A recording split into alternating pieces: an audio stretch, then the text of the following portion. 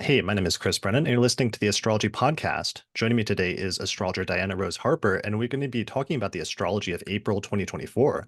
Hey, Diana, thanks for joining me today. Hey, thanks for having me. It's great to be back. Yeah, I'm excited to have you here. We've got a big month to talk about today. So, in the first half of this episode, we're going to talk about news stories that happened since our last forecast a month ago and check in on some of the astrological correlations that happen with those news stories. Then, in the second half of this episode, we're going to do a deep dive into the astrology of April. So, as always, there will be timestamps in the description below this video on YouTube or on the podcast website for those who want to jump right ahead to the forecast. So first I want to give a preview though of the forecast by giving a quick overview of the astrology of April. So here is the planetary alignments calendar, which shows all of the major planetary alignments this month. So right at the top of the month, we get Mercury stationing retrograde in the sign of Aries on April 1st. Then on April 3rd, Venus conjoins Neptune. Venus then moves into Aries on the 4th of April. A few days later, we get a major solar eclipse in the sign of Aries on April 8th, which is the eclipse that's going to cross the entire, basically like half of the United States. 2 days after that, Mars conjoins Saturn in the sign of Pisces on the 10th. The Sun and Mercury have a cazimi or retrograde conjunction on the 11th of April. Then there's a little bit of like a spot in the middle of the month where there's this changeover and things cool down a little bit as we transition into the second half of the month.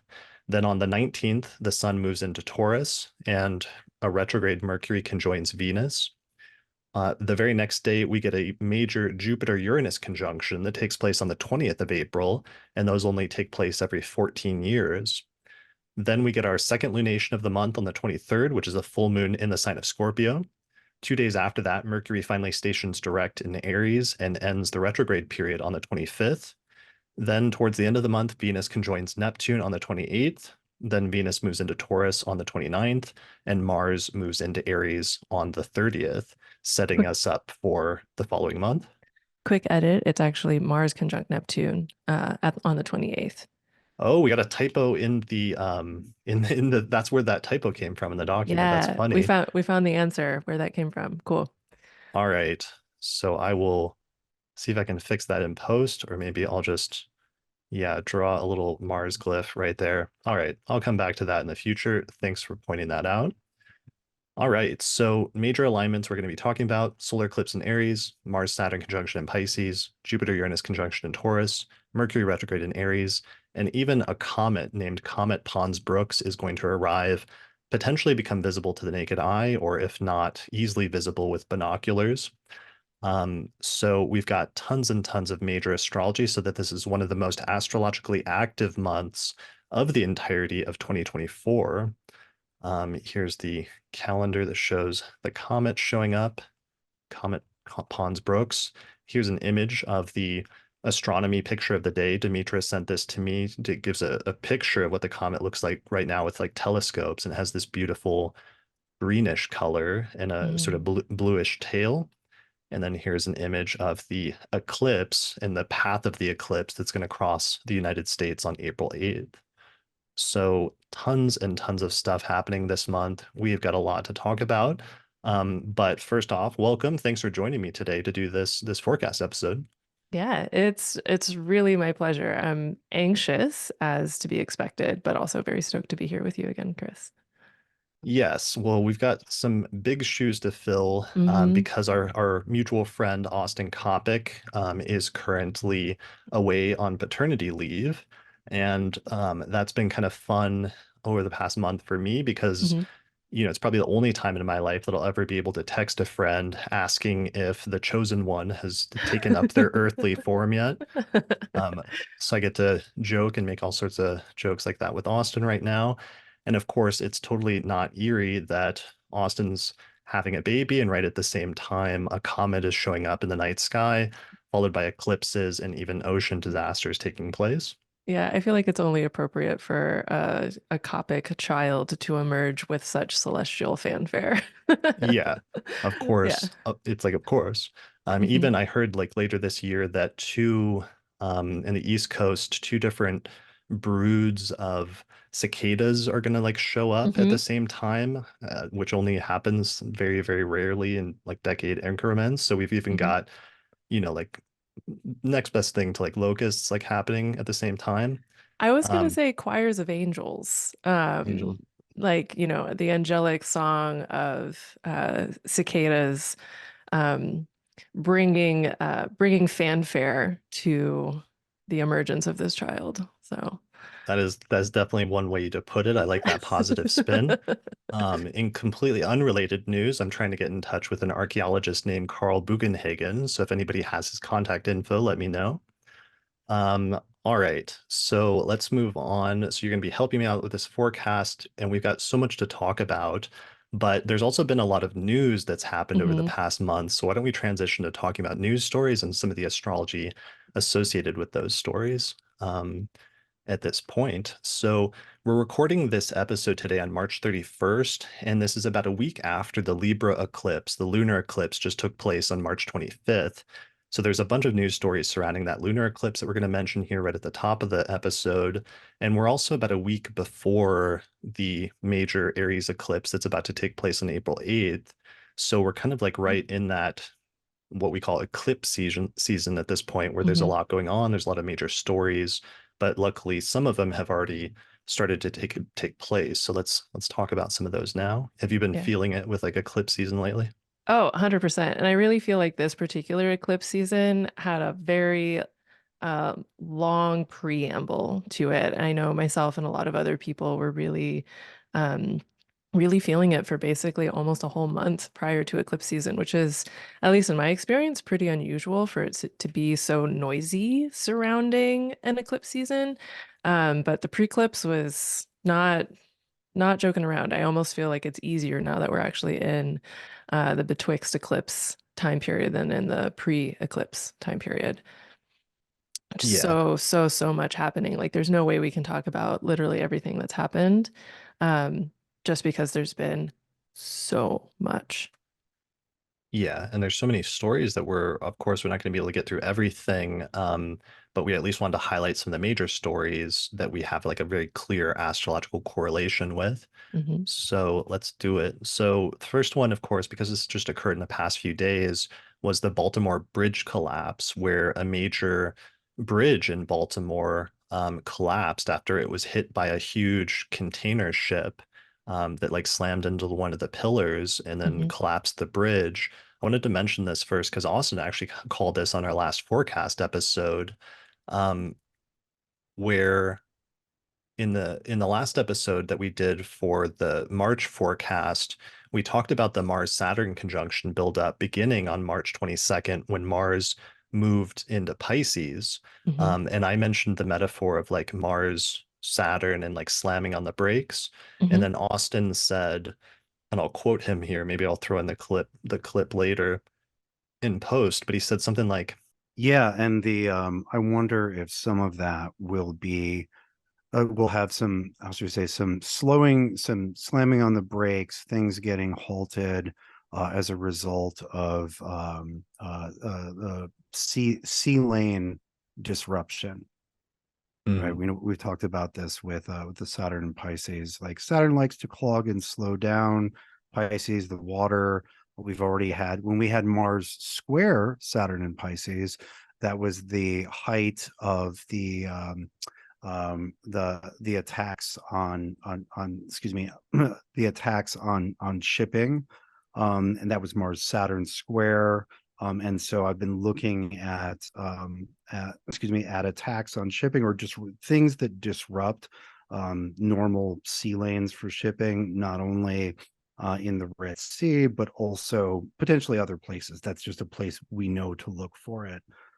So I thought that was amazing. And I saw there's a Washington Post story on March 27th that says it was titled, "See How the Key Bridge Collapse Will Disrupt the Supply of Cars, Coal, and Tofu," because it's not just that, but it was like I think it was like the third biggest port on the east Hmm. coast of the United States. So it's something that's affecting potentially shipping and the movement of goods by sea and stuff in a larger global way. Yeah, and Baltimore has been a really key port in the United States since its inception. Like it was actually a primary slave trading hub back when slavery still existed in the US in the formal way that we understand it. Um, One of the things that I thought was really striking about the imagery of the bridge collapse is how much it really seems to encapsulate the South Node lunar eclipse in Libra, where here we have this literally, it's like a bridge structure, which is balancing something on top of other things that's just collapsing instead of actually being able to sustain. And the fact that it's also affecting trade, and Libra's symbol is literally like the scales that you use to weigh goods in a marketplace. Really quite astounding um, on Yeah. multiple levels. Yeah, it's just incredibly literal. Mhm. And so here's the chart for the bridge collapse. It was March 26th. It was actually at 1:27 a.m. And it was weird because I was like going to bed at not long after that. And I happened to see it like that night on Twitter. They had already Mm, posted it. But this was, of course, just a day after the lunar eclipse had just occurred in Libra, and the moon was still in Libra in this chart, conjunct the South Node. And Mars was just at 2 degrees of Pisces. So Mars had just ingressed into Pisces. But one of the things we've always emphasized is as soon as two planets move into the same sign, like that conjunction becomes operative. And that's part of what mhm, was happening there is that Mars-Saturn conjunction became operative at that point. mhm. So Yeah. that's notable. And weirdly, my friend Patrick Watson pointed out that we actually have the birth chart of the bridge itself, which officially opened and was like launched in a public ceremony on March 23rd, 1977 at around 10 a.m. So we even have like roughly a birth time and a Wow. rising sign. So the bridge itself had Gemini rising and it had Mars at 2 degrees of Pisces in the 10th whole sign house near the midheaven. It was basically culminating at that time. So that was weird. What's eerie about it was a perfect Mars return for the bridge, exactly like 47 years basically since it opened. It had this Mars return with Mars in a day chart in the 10th house, and then the bridge basically dies or like collapses at that time. That's wild. It's also the bridge's Uranus opposition, and the moon in this birth chart is conjoined the Jupiter and the collapse chart. Oh wow. That's a great call. It's also the nodal opposition time period for the bridge. That is, and Chiron return time period. That's wild. Yeah, so there's a lot like bridgeology. This is going to be an emerging field in terms of study of the astrology of bridges, but there's some really interesting stuff going on there. And that Mhm, 47-year period is interesting because um, that was something that came up recently on the podcast where I was studying Babylonian goal year periods, where we all know like the synodic periods of the planets, like 8 years of Venus or 30 mhm, years of Saturn, but the Babylonians had much longer periods that stretched out further decades where mhm, there would be an exact recurrence between the sun on a certain date and the planet. And 47 years was one of the goal year periods for Mars that they really emphasized and focused on. mm, So this led to a whole discussion Patrick and I had in an episode of the Casual Astrology podcast I just recorded the other day for patrons. I'm about to release, but it got me really into studying this, and it reminded me because the Antikythera mechanism, which I mhm. just did an episode on, the astronomy built into that is based on those goal year periods, and that's how it was able to That's so calculate cool. planetary positions by taking cycles like that the Mesopotamian astrologers had discovered into account. Hmm. Wow, that's Yeah, so cool. Astrology is so cool. yeah, there's so Just much. never ends.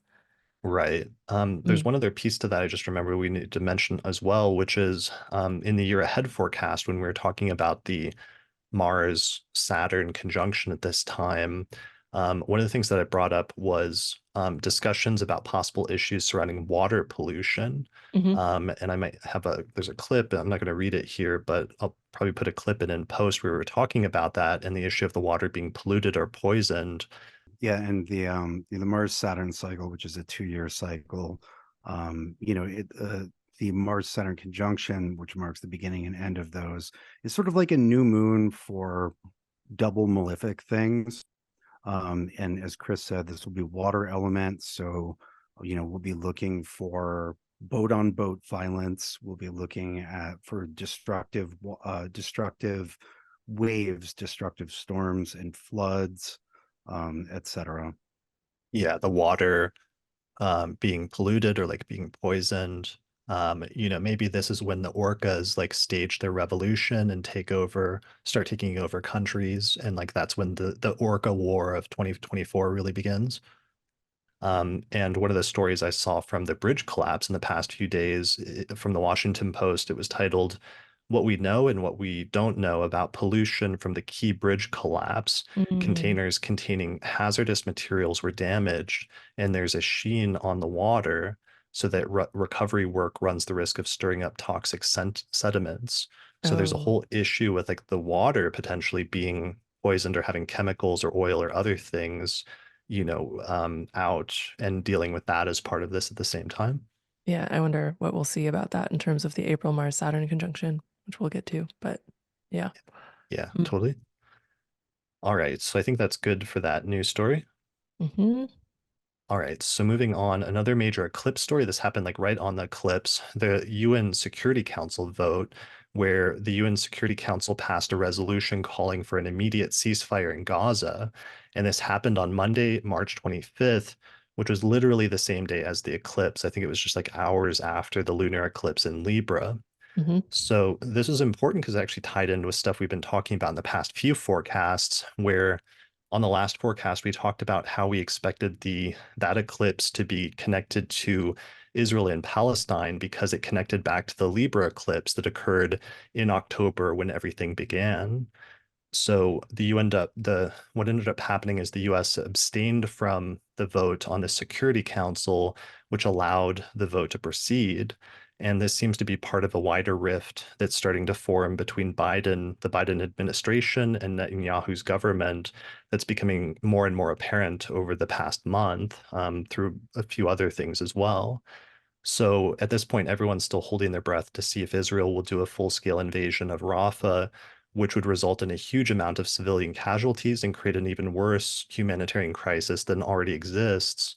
But for that, we'll have to see what happens with the Aries eclipse that's coming up on April 8th, as well as then there will be one more Libra eclipse in early October of 2024, which should tie together the events of the previous two eclipses as well. Mhm. Yeah, and one thing that I've found supportive astrologically when it comes to the ongoing crisis that's happening in Palestine right now is actually the work of Ali Alomi and how he's been incorporating medieval Islamic mundane astrological techniques into a comprehension of what all is happening here. Um, and I am reservedly hopeful about ongoing shifts that come along with the UN Security Council vote, and also the what seems to be a growing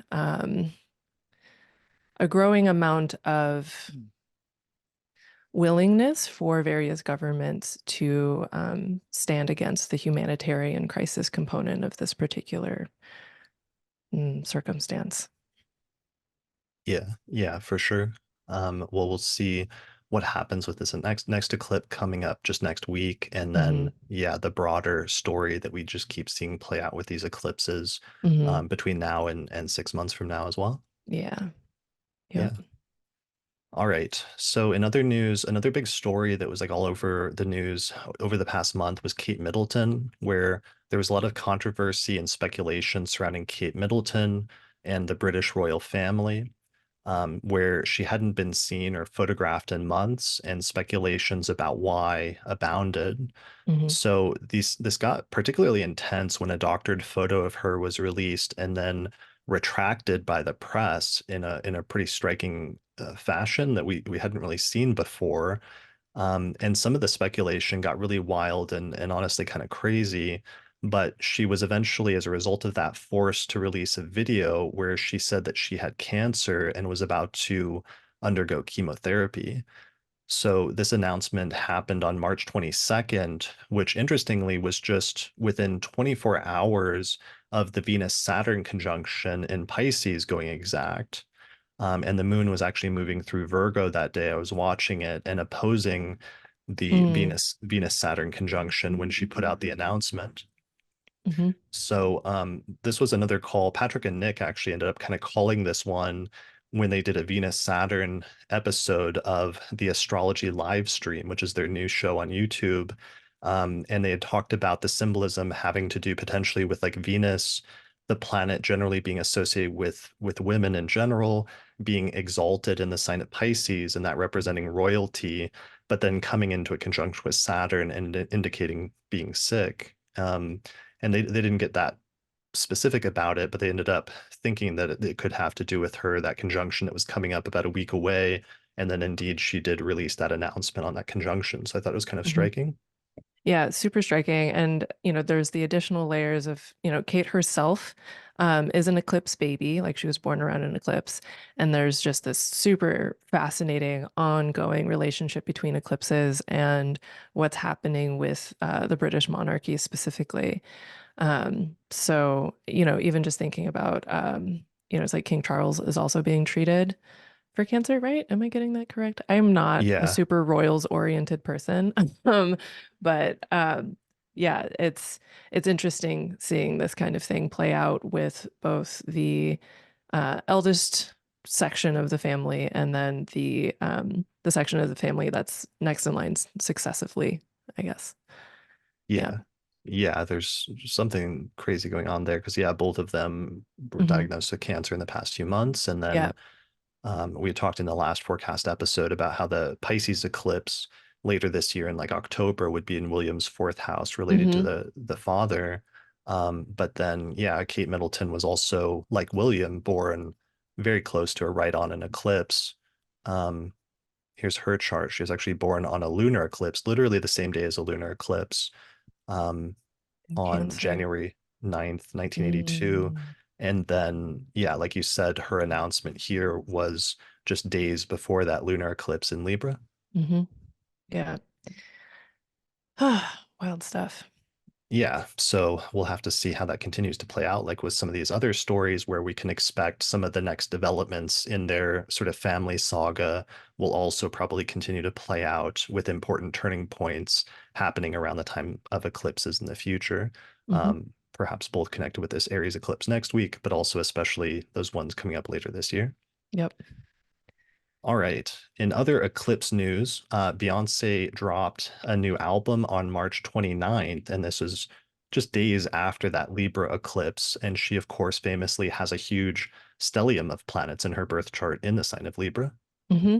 Yeah. And as we were preparing for this, I was really thinking about how, the South Node passing through a given part of someone's chart can seem like a lot of things just leaving, but it can also be literal releasing things. Like, here's a bunch of stuff that I've been accumulating, and now I'm actually letting it out into the world. And that seems to be the case with this particular album, where it's clear that this has been an album many years in the making with a lot of different influences and collaborations.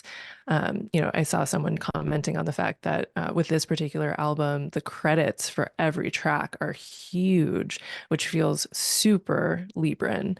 Like, we are making art as like in an ensemble way, even if the headliner is perpetually and forever Beyonce.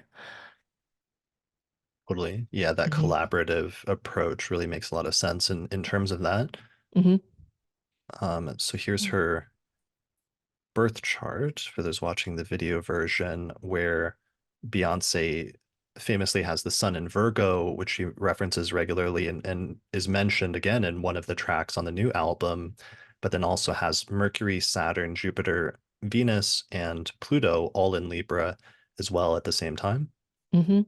Yeah, and we don't have an official birth chart for Beyonce. Um, like, in the terms of we don't have a birth time for her.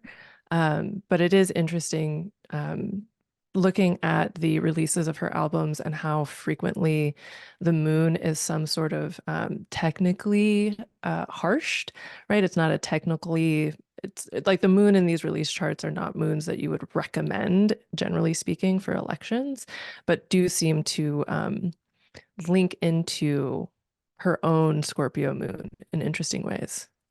Hmm. Yeah, for sure. I mean, especially this one, Hmm.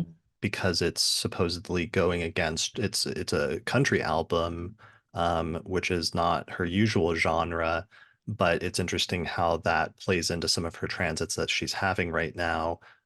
Lisa Shine pointed out to me that the Jupiter-Uranus conjunction right now in Taurus is opposing her natal Uranus moon conjunction in Scorpio. And so that be part of that drive to like break out from or do the thing that other people like say you can't do or something like that. Hmm. Yeah, and then do it really well. Yeah, exactly. It's actually a really good album. Do you have a favorite song from it? Not yet. I tend to postpone choosing a favorite until I've had a decent amount of digestion of a new particular musical snack, but Okay. I know I will. I really like the fresh Jolene, but that's in part because I also love Dolly. Hmm. So, yeah. Yeah, it's pretty amazing. My favorite Hmm. track so far is Bodyguard, but we'll Hmm. see how it goes.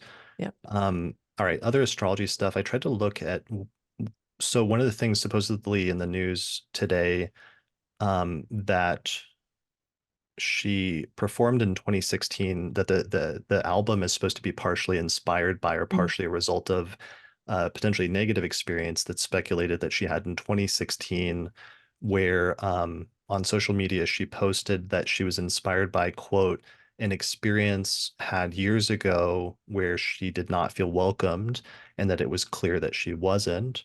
And Hmm. so people have speculated that this was referring to an incident at the 2016 Country Music Awards where she gave a performance and that like she just got major pushback both in terms of the audience there and then online afterwards.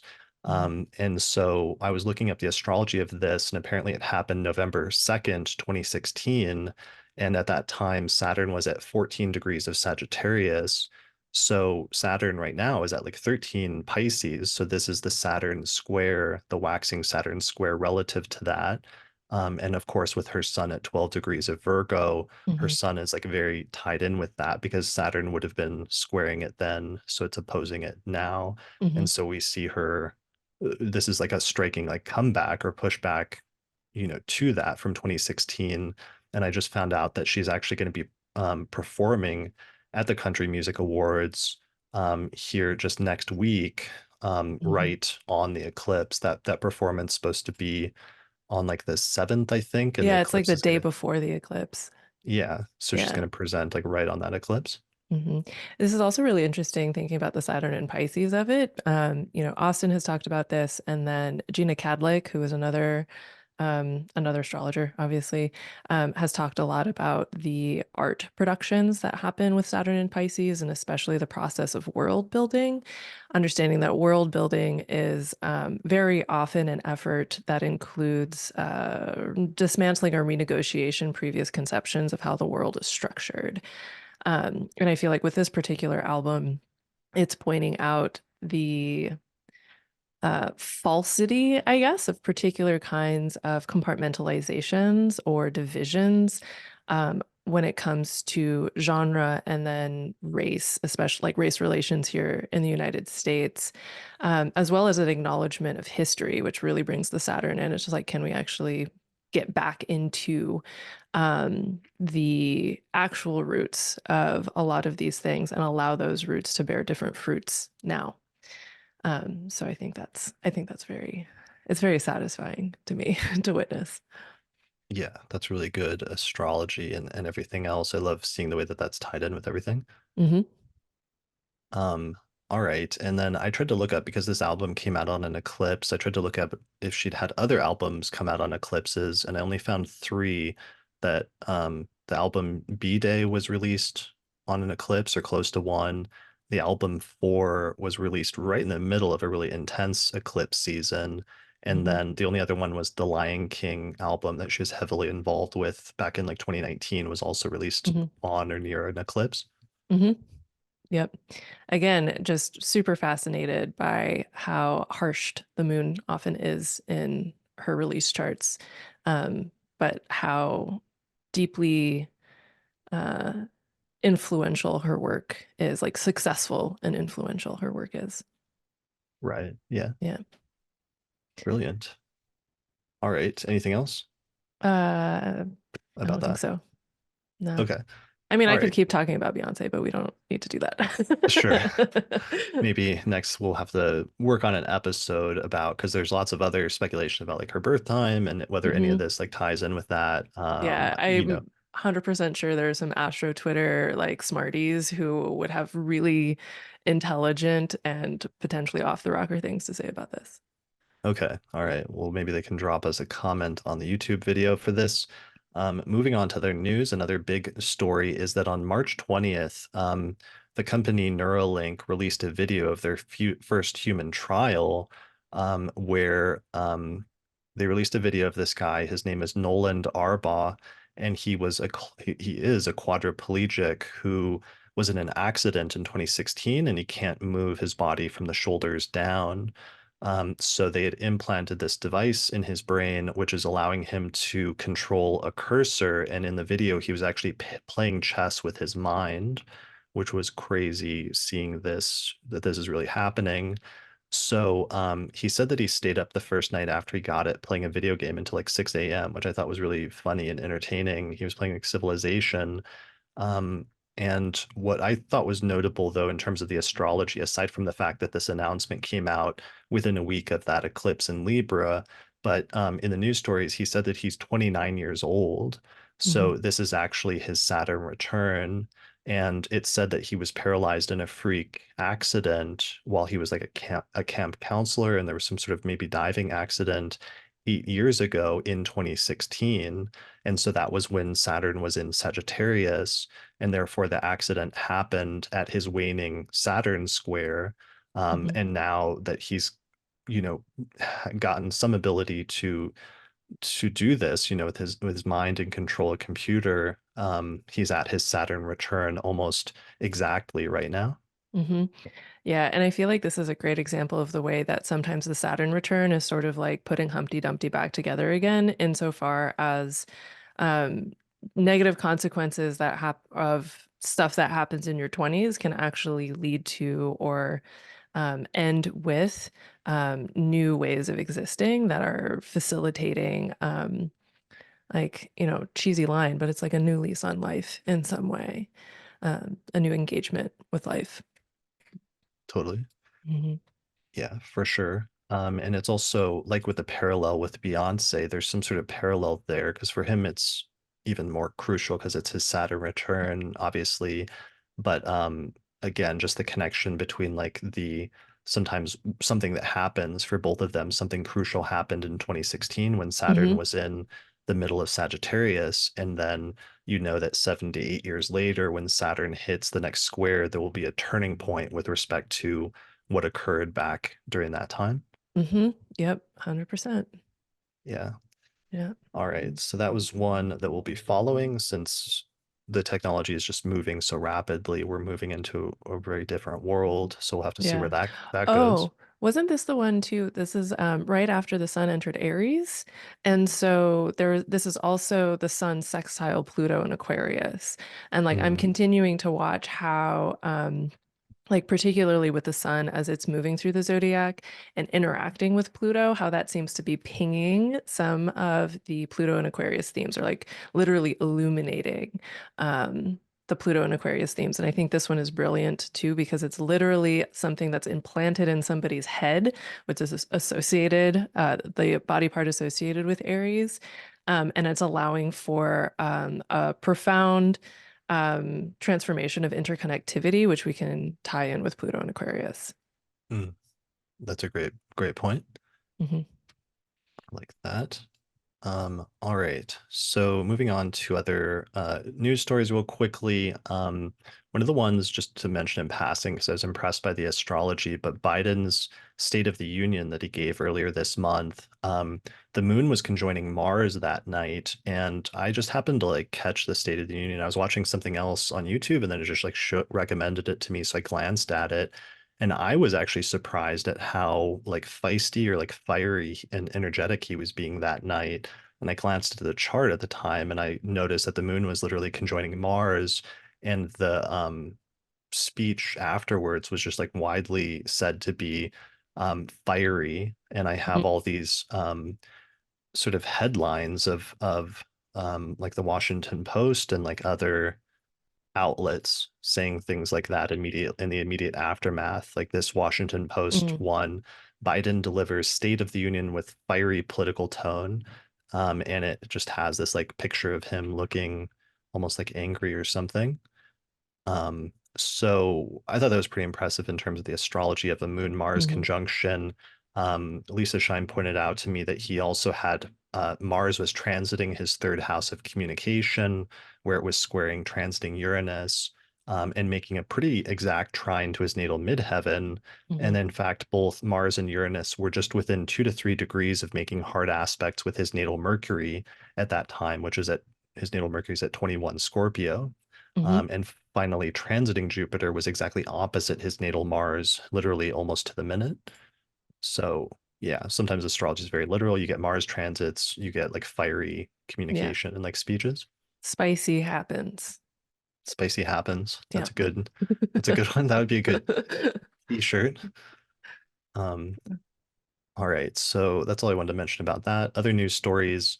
This is another eclipse story. Kind of crazy how this one's tied in. We've seen this play out over the past few Mhm, years, but Sam Bankman-Fried was sentenced to 25 years in prison on March 28th, which is just 3 days after the eclipse on March 25th. So his entire story has been tied in with eclipses. Back a couple of years ago, it started with the Luna sort of Bitcoin alternative crashed, and that happened exactly on an eclipse. Then 6 months after that, Sam Bankman-Fried's company FTX, there was a scandal and a huge crash happened right on the eclipse at that time. And this was said to be one of the biggest financial frauds in US history. And it was the third largest cryptocurrency exchange in the world that crashed at that time and was also a huge hit to Bitcoin's value and reliability, which just crashed at that time for a while. mhm, So his trial ended on November 2nd, and he was found guilty on all 7 counts, and that was right on an eclipse. And then 6 months later, we saw him just now sentenced to 25 years in prison on March 28th on an eclipse. So sometimes people's stories just get tied in with eclipses in really striking ways. And for him, yeah, for him and a lot of other people who lost so much money with that in a very negative way sometimes. mhm. Yeah. Um, I'm just so astounded by how literal it's been, as well as just thinking about how much with eclipses we have a literal obscuration of light, which allows other things to be revealed, which can be really useful for the revelation of things like fraud, um, as well as just like inversions of right action would be one way of putting it as Mm, well. Hmm. yeah, that's a good one. And also sometimes things that involve like collectives, because in that Hmm. case, it's not just him being sentenced to jail, which is like his personal story, but also the impact that that had on many Hmm. people as a result of the financial fraud and everything else. Yeah, I mean, leaders, CEOs, things like that, like they're functionally, like we can consider them a type of king. And the stories of how eclipses can dethrone kings, I think, becomes more contemporarily applicable when we consider these leaders whose choices do have significant material impacts on other people as, functionally they're kings. So here's one that Yeah, tumbled pretty hard. yeah, that's a great point. I think maybe broadly symbolically we could connect that also with in ancient astrology the sun is associated with like the king or ruler or leaders, whereas and that idea of like a singular person Mm-hmm. versus the moon is associated with groups and with the masses and with the public. Hmm. And with eclipses we see the uniting of those two bodies so that you Hmm. get that turning point that involves both a singular person, but also how what they're doing affects large groups of people and affects the masses. Hmm. Yeah, and it's a real reminder of the I don't know, the mythology of individuality, like the mythology that your choices are only your choices. Like there's actually more or less significant webs of influence out from your own choices, and the more influence you have, the more your choices affect other people. Yeah, for sure. Hmm. All right. So somehow we've like zoomed through the news stories and we're only like we were shooting for an hour for news and we're only 40 minutes into this. Cool. Good thing we have some extras. Yeah, I guess we can do some of the extra ones then. Um, so weird stuff that's happened. One of the things I just discovered that kind of ties in with the forecast, but it's kind of newsy, is it's been speculated recently that there's a nova that's going to appear like a new star in the night sky that's going to become visible at some point between now and September, but it could become visible any day. And apparently this thing shows up about every 80 years. And the last time it happened was in 1946. So it should be visible to the naked eye, but it's like, was just shaking my head when I first heard about this because it's like if we don't have enough astrology going on Mhm. already, now there's also possibly going to be like a new star that shows up in the night sky. Yeah, and in that article, or in one of the articles that I was reading about it, they were commenting on how there's record of it in some monks' writing from like 1216 or something. Mm, I'm getting my details a little bit incorrect, but just the idea that there's this consistent but very like there's a length to its temporality. Um, like I don't know, it almost feels like an inflorescence, like a stellar inflorescence that appears in the sky. So it's like, okay, we have eclipses, we have a comet, we have a nova, all happening at all once. happening. Yeah, this Yeah. is just a crazy year for the astrology, but also just a crazy month for the astrology. Like it's truly obviously like some major turning points and like world hmm events are happening or are about to hmm happen right now. And it's really wild. I mean, I haven't seen anything that felt like that since like 2020, where in late 2019 we did the year ahead forecast and we could just like see that hmm cluster of all those planets just like lining up in Capricorn and Aquarius in hmm March and April of 2020. And then everything that happened then, I haven't sort of had that feeling since then until now. Until now. One thing I want to point out is like this particular nova is happening in the constellation Corona Borealis, which is, it's not a huge constellation. It's just like a little line, but it's literally a crown.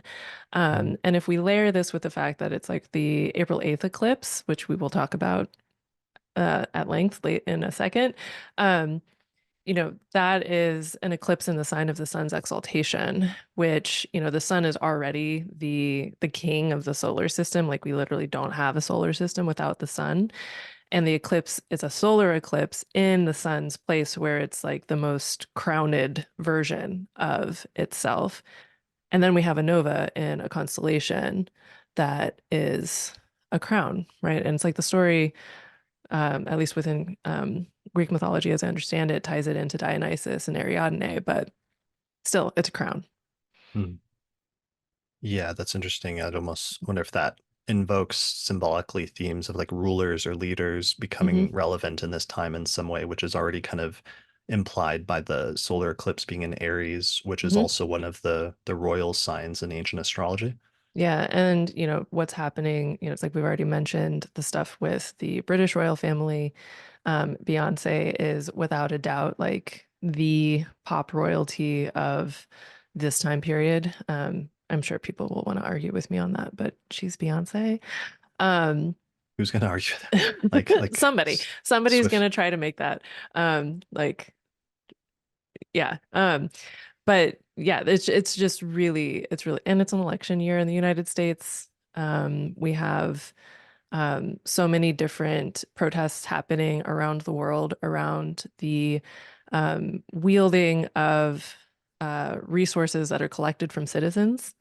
um yeah, there's a very interesting patterning here when it comes to um leadership and the people's trust in leadership, I would say. Mm, yeah. Yeah, for sure. Um, Well, I mean, I guess speaking of that, some of the minor news stories that I had set aside, one of the ones that's weird is there's this movie called Civil War that's coming out, and I just found out that it's about to come out within days of the eclipse. So the eclipse is April 8th, and it's happening across America. And then on April 12th, this movie comes out, and it's about what would happen if there was a modern day civil war And it's a little eerie. It was apparently funded by the Obama production company, if that's true, that's being reported, who also recently funded another movie called Leave the World Behind, which had somewhat similar themes of some things happening. So it's almost like they're trying to, I mean, nobody knows. We're all like speculating of like why that is, but presumably trying to warn people of removing the weird like glamorization of something like that some Mhm. people might have, or to warn people about the dangers or horrors of something like that, perhaps.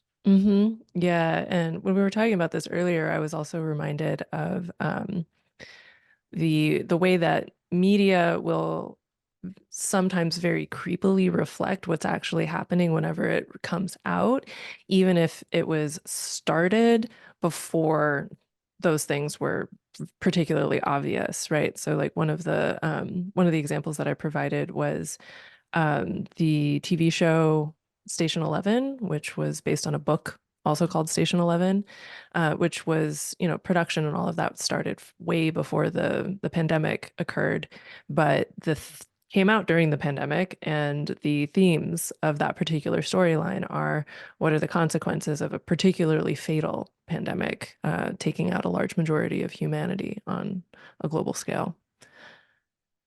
Yeah. Yeah. I remember, I think there was speculation that the James Bond movie that came out that year also had that as like a core component, Mm. but that they shelved it and like edited those part out and then Oh, interesting. released it later that year. I don't know if that's true because there's Mm. always speculation, but yeah, I mean maybe that some of the underlying thing there is just like sometimes the archetype of the energy of that time, which we can see in the astrology, is sometimes like bursting forth in different ways in different Mhm. levels of like society and culture.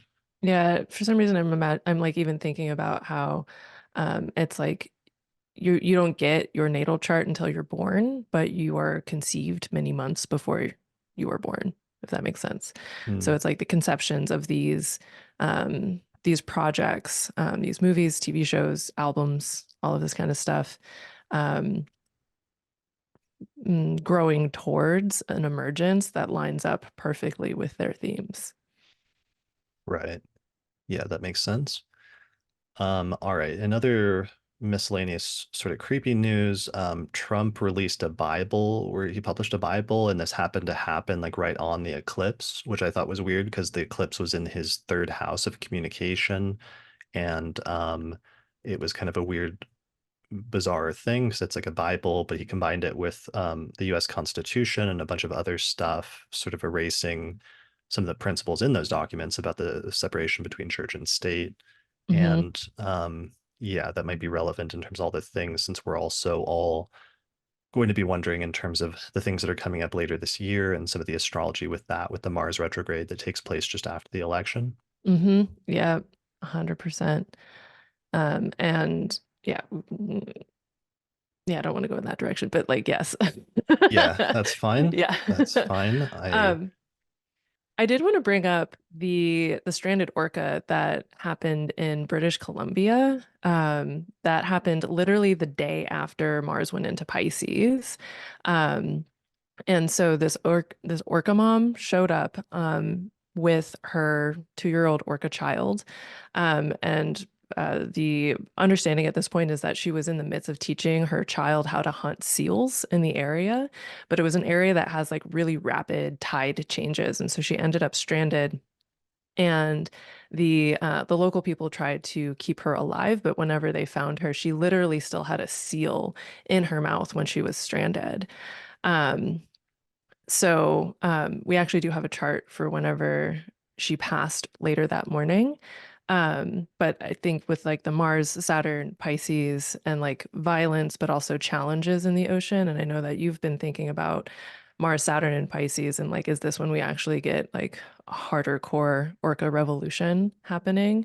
Yeah, Um, that was the joke I made on like the 2024 forecast, which is funny then that that came up as a literal thing here, just mhm, because a bunch of those orca attacks on boats were happening when Saturn was getting activated last year. yeah, 100%. Yeah, I think it's really fascinating to dig into this stuff. And astrologer Alex Mikanak has actually been doing a lot of research into orca stuff. And there are so many stories related to human orca relations, especially in like the Pacific Northwest and British Columbia, that are actually tied into the Saturn and Pisces cycle. So yeah, that was really interesting. Yeah, that is super interesting. It'll be interesting to see if we have a continuation of those stories with things related to the ocean Hmm. and sea life and other things like that, both with this Mars-Saturn conjunction coming up, but Hmm. also continuing to follow that while Saturn continues transiting through Pisces over the next year or so. Yeah. Hmm. Yeah. 100%. Other news, somebody sent me a thing saying that Pluto just officially became the state planet of Arizona, which is What? interesting and kind of weird. Because I think Arizona is where Pluto was discovered by like Clyde Tombaugh or whoever that discovered it. I think their Wow. observatory was based in Arizona. Wow. That's wild. Yeah. I Well, I didn't don't know know if states had state planets. I didn't know either. I mean, that's pretty cool. I think, it would be funny if different states did all then scramble to like pick different planets or other celestial bodies that they call for, like just like your state flower. Yeah. Wow. I feel like there's so much potential here to like even just start having a fun time assigning planets to states based on state culture. Mm, Totally. wow. All right. Did you have any other news stories? I only have like one more. Um nothing that nothing that feels particularly like urgent or stark in this moment. Sure, that's fine. So the last thing I had was from a listener and patron named Cindy who sent this in about the Wordle of the day on March 22nd. The Wordle answer for the day was decay. Um, but Cindy said that it seems like a significant number of people guessed that the word was decan or deacon, referring to the ancient, Egyptian and traditional astrology concept of those 10-degree segments of the zodiac or of the ecliptic from 2000 years ago, or actually more. The decans go back at least 3000 years. So Cindy said that so many people actually guessed decan that it was much to the surprise of the New York Times Wordle editor. And she said the editor said that 7% of Wordle players guessed decan, a word that has never been printed in the entirety of the New York Times history, the editor looked up and said later. And the editor later said that they attributed it to the popularity of astrology rather than a misspelling of decan. So I was looking up the numbers because they said something about out of a base of 200,000-ish people that play the Wordle game, and 7% of that is something like 14,000 people. So I was really kind of blown away by those Mhm. numbers. If like 14,000 people guessed decan. Yeah, I mean, it's like a real testament to how popular traditional astrology is among word game players, I guess. Um, yeah, it's super fascinating. Yeah, that's really cool. Hmm. So shout out to Cindy and thanks for sending that in. Um, all right, I think that's good. That's all the news that I've prepared. There's other news stories. A lot of other stuff happened over the course of the past month, but I tend to just focus on the ones that I have a really clear like astrological correlation to mention, um, because otherwise it's not like a news program, it's an astrology show, but we'll Hmm. see what happens over the next few weeks and if other stuff comes up here between now and our next episode. Yeah. But why don't we make a transition then perhaps to talking about the forecast? All right, I wanted to give a shout out to our sponsor for this episode, which is the Northwest Astrological Conference, which is taking place May 23rd through the 27th, 2024. So NORWAC is an annual conference that happens every year in May, and it's like that first astrology conference that everybody goes to, and it's really the main one that's still around at this point after other conferences were kind of interrupted by COVID, but NORWAC has kept going. So NORWAC has more than 30 speakers, 30 different astrologers, and 5 simultaneous tracks of different lectures that'll be going at the same time, plus a number of different pre and post-conference workshops that you can attend to do a full day-long intensive on a specific topic. So the in-person conference for NORWAC is actually sold out. They are just like completely booked out at this point. However, they're also doing a virtual conference, which is still open, and there are plenty of spots available. So with the virtual conference, you can actually attend the conference online through Zoom and still interact and submit comments and questions and watch all of the lectures live, just like you were there in person. So they're going to have Zoom room monitors stationed in each lecture room who are ready to pass along questions to the speakers from the virtual attendees in order to incorporate them into the conference. There's also a virtual conference only perk where they've scheduled speaker Q&As during most of the breakout sessions during the course of the conference, or during most of the breaks throughout the conference. So virtual attendees will be able to access the Q&A Zoom room through the conference schedule. Nicholas Polomenakis, friend of the show, and Lauren Elbandian will be switching out doing moderating duties for these sessions. And they're going to create breakout rooms for each of the speakers, and attendees can self-select who they'd like to chat with. So the same Zoom room will be open throughout the conference and every evening for virtual attendees to gather and chat. So you can find out more information, or you can sign up at norwac.net, and I'll put a link in the description below this video on YouTube or on the podcast website at theastrologypodcast.com for this episode. And you, Diana, are actually going to be speaking at NORWAC this year, right? I am. I'm really excited. I opted out of last year because I was exhausted, but this year I will be presenting a lecture called Infinite Resourcing, Seeing from the Second House, which is an outgrowth from a workshop that I put together in 2022 on the first and second houses and sourcing, identifying and sourcing, resourcing beyond financial stuff. And then I am a ball of nerves about the fact that I will also be presenting my first keynote called Astrological Practices Love Practice, which is, I don't know, I'm really excited about it because like I'm really into very expansive concepts of love and how astrology fits into that. And that's what I will hopefully not throw up about while I'm keynoting. So yeah. That's so exciting. You're doing your Yeah. first keynote. Yeah. I'm trying not to think of it as a keynote and just a lecture, because if I think about the fact that it's a keynote, I do want to curl into a ball and hide under my desk. So Hmm. yeah. Well, maybe a tip, one of those classic tips usually is like pretend that the entire audience is naked, but probably our version of that would be pretend that you can see everybody's birth chart above their Oh. head, like as you're giving the lecture. Yeah, I can see where everybody's tender spots are via their charts. Exactly. That sounds like thinking too much, but yeah.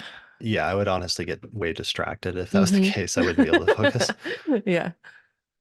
All right, cool. Well, that will be awesome to have everybody attend the Northwest Astrology Conference. It's going to be a great conference, lots of Mhm. really great lectures and lots of speakers. So yeah, like I said, go to the website, which is norwac, NORWAC.net. All right. All right. So why don't we make a transition into talking about the forecast for April at this point? Mhm. Yeah, let's do it. All right. Tis the season. It is time. All right, so here's a quick glance again at the planetary alignments calendar, just showing you the astrology of April once again that we're going to be talking about here. And basically, where do we start? There's like so much happening, there's so much going on.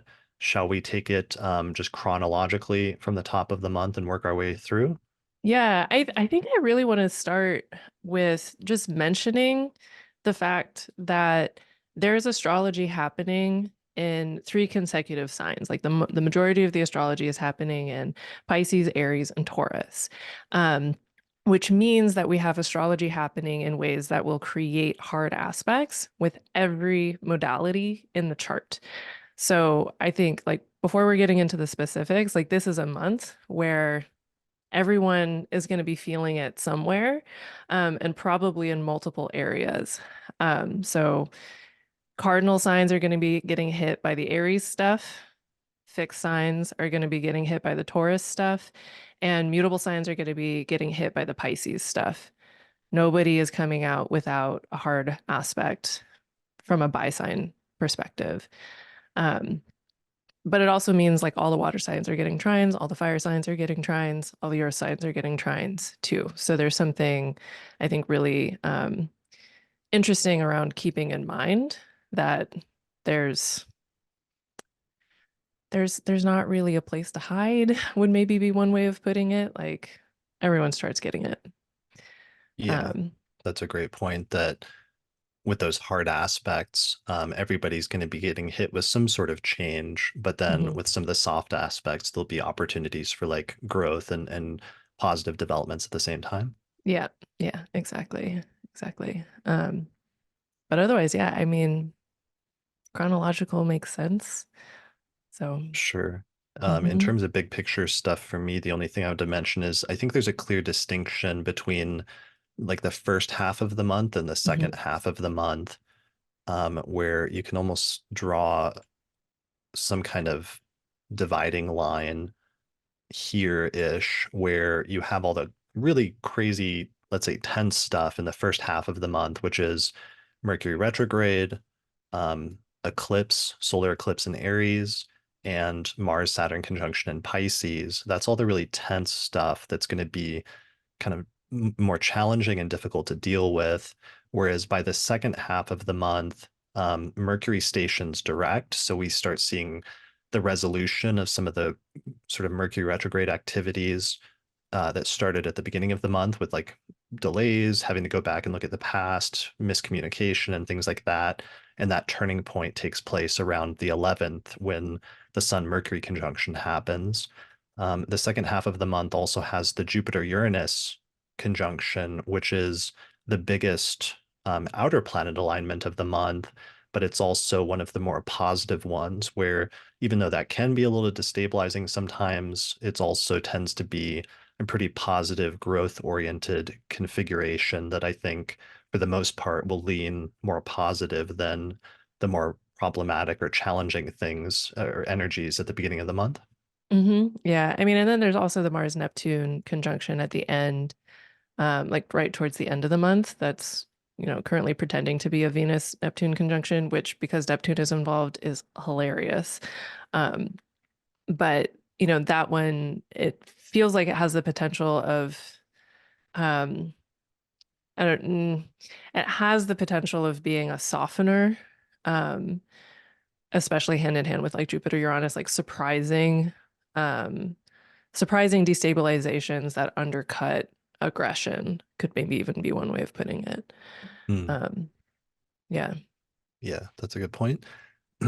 So that's the big picture stuff. Why don't we dive into and talk about things chronologically, starting with the top Mhm. of the month with our very first aspect, which is we're recording this on the 31st. So, literally tomorrow, which I think is when I'm going to release this episode on April 1st.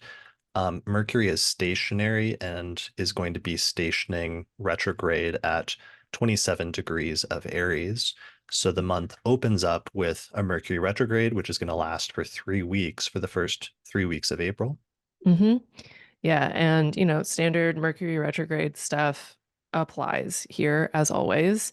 Um, Stuff getting weird with communication, stuff getting weird with plans, things being weird with technology, all of those kinds of things. And I think, particularly because it's in Aries, there can be an increased sensation of frustration around it.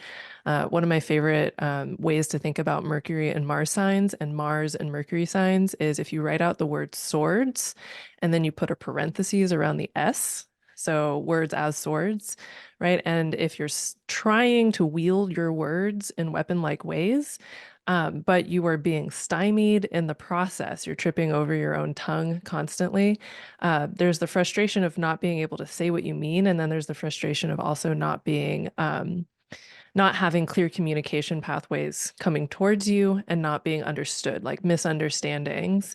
I think potentially being especially like spicy and conflictual misunderstandings, potentially being heightened with this particular Mercury retrograde. Um, and the I don't know, there's something very it's like we can talk about the word headstrong for Aries. And whenever you are being you're in a situation where you have to retrace your steps instead of continuing to barrel along the pathway. That's not comfortable for Aries energy. And when we get Mercury involved, it's like, oh, I thought I was going to go do this, but technology got in the way. I thought we were having this kind of conversation, but this huge misunderstanding got in the way. That kind of stuff. Yeah, that makes a Mhm. lot of sense to me. And this is like also the Mercury retrograde scenario where it's like there's a miscommunication and maybe you say something in anger, but then later you realize that there was a misunderstanding and you need to Mhm. walk it back is a Yeah. potential scenario for this one. Yeah, getting angry. It's like that just reminded me of like Don Quixote tilting at windmills, like misunderstanding what the actual opponent is or what the actual danger is, and having to renegotiate your perception in order to find repair. Like I'm almost thinking about also thinking about like whenever your ego bubble gets popped, like you have this inflated understanding of yourself and uh you end up in a conflict that's actually rooted in you not listening, for example, and then you have to renegotiate your sense of self because you messed up. Hmm. Yeah, that makes Hmm. sense. So, yeah, so misunderstandings, miscommunications, lost messages. Of course, another whole category of Mercury retrogrades is technology glitches, Hmm. which can be things like computer problems, phone malfunctions, software bugs, website crashes. Hmm. That's a potential here. We also have travel troubles like Hmm. delays, cancellations, transportation breakdown as a potential theme for Mercury retrograde, Hmm. which now that I think about it is kind of tricky when it comes to like the eclipse, where so many people in the US are actually going to be Hmm. traveling to see the eclipse. Yep. And I remember when there was the one in 2017 in Denver, I didn't end up going to see it because of there ended up being like huge like traffic jams and stuff with just like Mm. everybody trying to get there on the highways to view it in person. So hopefully people will be careful in terms of that, as well as the, you know, Mars-Saturn conjunction and issues Hmm. related to that in terms of water. Yeah, I'm even thinking about how the Mars-Saturn conjunction is occurring after the eclipse. So if people have traveled to the path of totality and then are like hanging out for a day or two and then trying to travel during the Mars-Saturn conjunction on the 10th, Mhm. like that might end up being, especially with Mars ruling the Mercury retrograde in Aries, like that might be an interesting and very literal like um blockade to transit for various reasons. Like for some, like in this moment, I'm even thinking about if there are any areas that end up facing significant rain or flooding issues as the reason that particular transit ends up not happening around that section of the Mercury retrograde where Mars is conjunct Saturn. Yeah, that makes sense. Or even just like you've travel half across the country to see the eclipse and then like it's overcast and all of a sudden Mm, the plans don't work out. yeah, you can't even see it. It's pouring rain, so you can't even see the Great Ball of Fire getting eclipsed. And because it's pouring rain, it's even harder to get anywhere. So like if anybody is camping, for example, like I've tried camping when it's raining real hard, it's you end up sleeping in the car instead. So, Yeah. Well, my ahead of time, my condolences to those if that ends up happening in different parts of the country, because that I know would be a big bummer, mhm. and would definitely feel like that Mars-Saturn conjunction. Yep. All right. So other keywords from Mercury retrograde, because I got to get the standard ones out, are things resurfacing from the past. So this can be like old Hmm. friends coming back into your life. This can be like exes reaching out, which is, even though that's more of a Venus retrograde thing, sometimes it still comes up with Mercury of just like people coming back from the past. I call It it can also, the deuterang. It's like a boomerang, but a dude comes back out of nowhere. Yeah. Hmm. right. I love that. Yeah. Mercury, unfinished projects, unresolved issues coming back up and resurfacing from the past. Hmm. Particularly wherever Aries lands in your chart, and potentially with tie-ins to the places ruled by Mercury in your chart, so Gemini and Virgo. So Jupiter risings, Jupiter ruled risings tend to have more of the deuterang experience because Mercury rules the seventh house, just as an example. So, yeah, Okay. That's especially a good. like Sag risings with Aries being the fifth house and Gemini being the seventh. Yeah, you might have old lovers reemerge. Hmm. Yeah, that makes sense. Somebody in the chat's talking about there's these news stories going around that there's like 700 or 300 different couples that are going to get Whoa. married during the eclipse. But it's interesting because it makes me think of how the eclipse and the Mercury retrograde are happening in the same sign. So whatever Mhm. those themes are intertwined, where you have the delays or miscommunications or things resurfacing from the past happening in the Aries house of everyone's chart. But then you also have this theme of like major beginnings and major endings happening Mhm. as a result of the eclipse in the same house. Yeah, it makes me wonder too about the contract component of marriage, Mm, and Mercury having a lot to do with how you are wording your promises. So hopefully all of those couples have taken their vows seriously. yeah, that is good advice. Other Mercury retrograde things, confusion and delays, difficulty making decisions, projects stalling, a general feeling of things being slowed down. Hmm. We've seen that majorly in some recent like presidential elections that Hmm. involved Mercury retrogrades or Mercury stationing, especially near the day of the election and the counting of the votes like taking Hmm. a long time and not knowing until later on. Hmm. More broadly, Mercury retrogrades are also a good time for just like introspection and a time for self-reflection, reassessment, and revisiting old ideas or old things from your past. Yeah, there's a really excellent opportunity with every Mercury retrograde to do, I like to call it emotional composting, but I've recently heard some people use the phrase emotional alchemy, which is even more mercurial, which is deliberately going into the stories of your life and engaging with the narrative, but also the emotional content in new and different ways. And I think Mercury retrogrades can really facilitate doing that in amazing ways, especially if you are sufficiently astrologically literate to root it into your chart. Mhm. Yeah, that makes sense. That idea of like astrological literacy is important. And it's interesting Hmm. how many more people nowadays are astrologically illiterate and have that Hmm. ability or have that Hmm. power at this point. Apparently 7% of the Wordle players, have Yeah. that. Yeah. Ugh, so good. Yeah.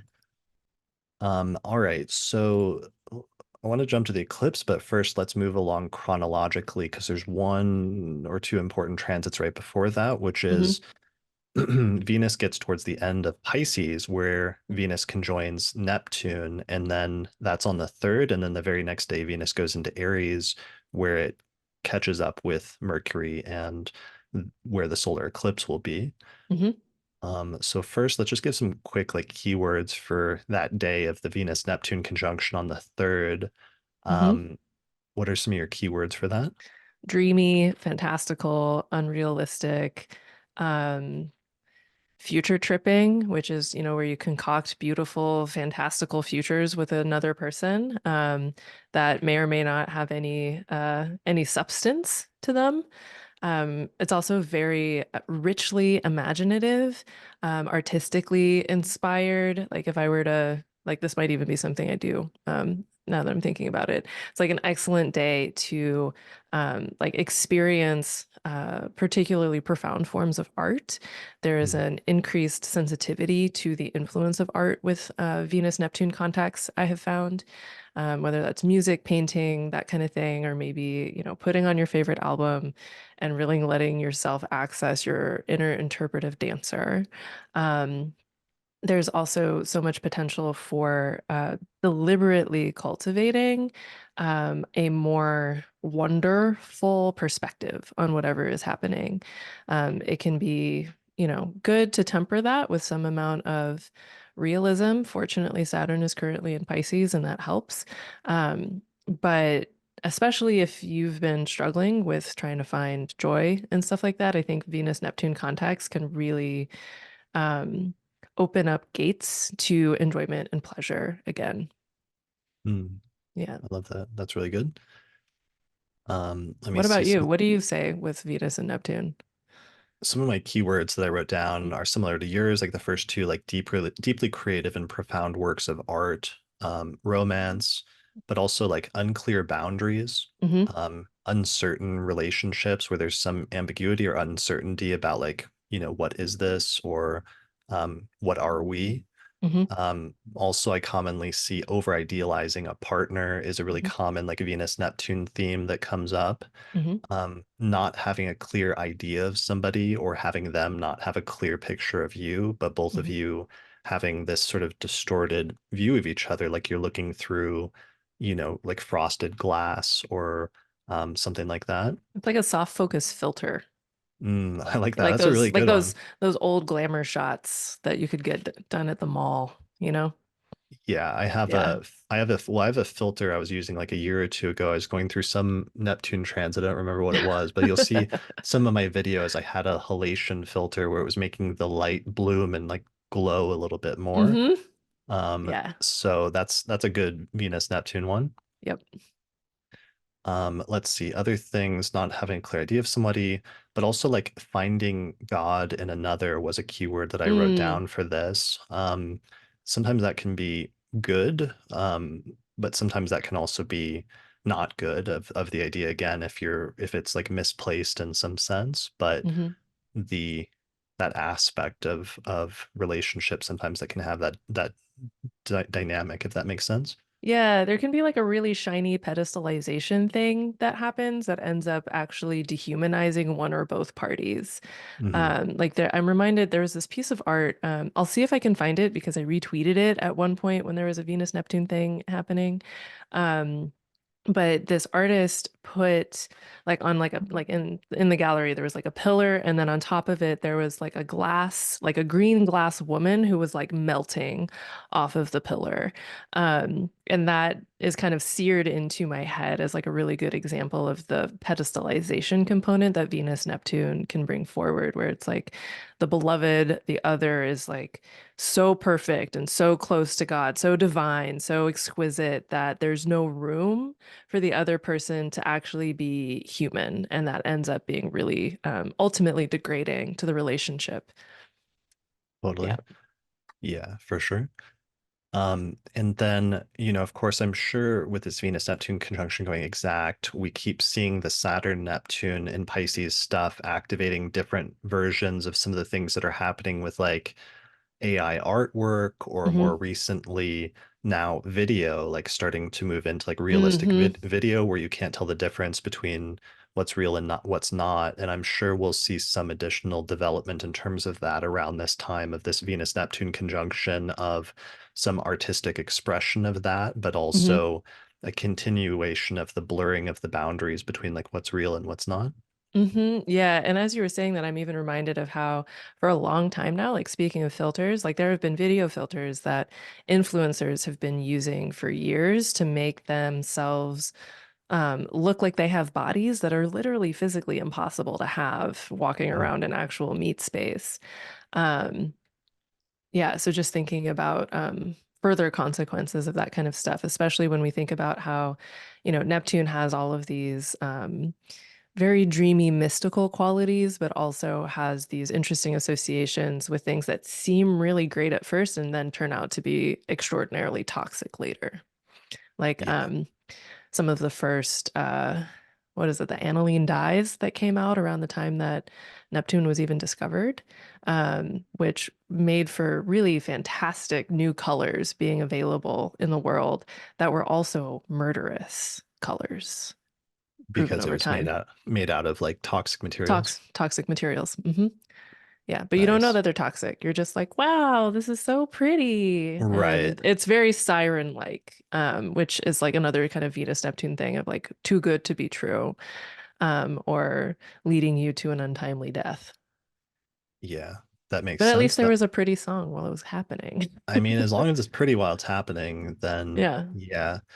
Well, that connects one level, two other keywords I want to mention. One is new levels of immersion in unreality, Hmm. but also a very obvious keyword for this would be something like relationships with those who are not real. Hmm. And what that means could mean many different things on many different levels, but there's something core about that archetype that I think will manifest at this time.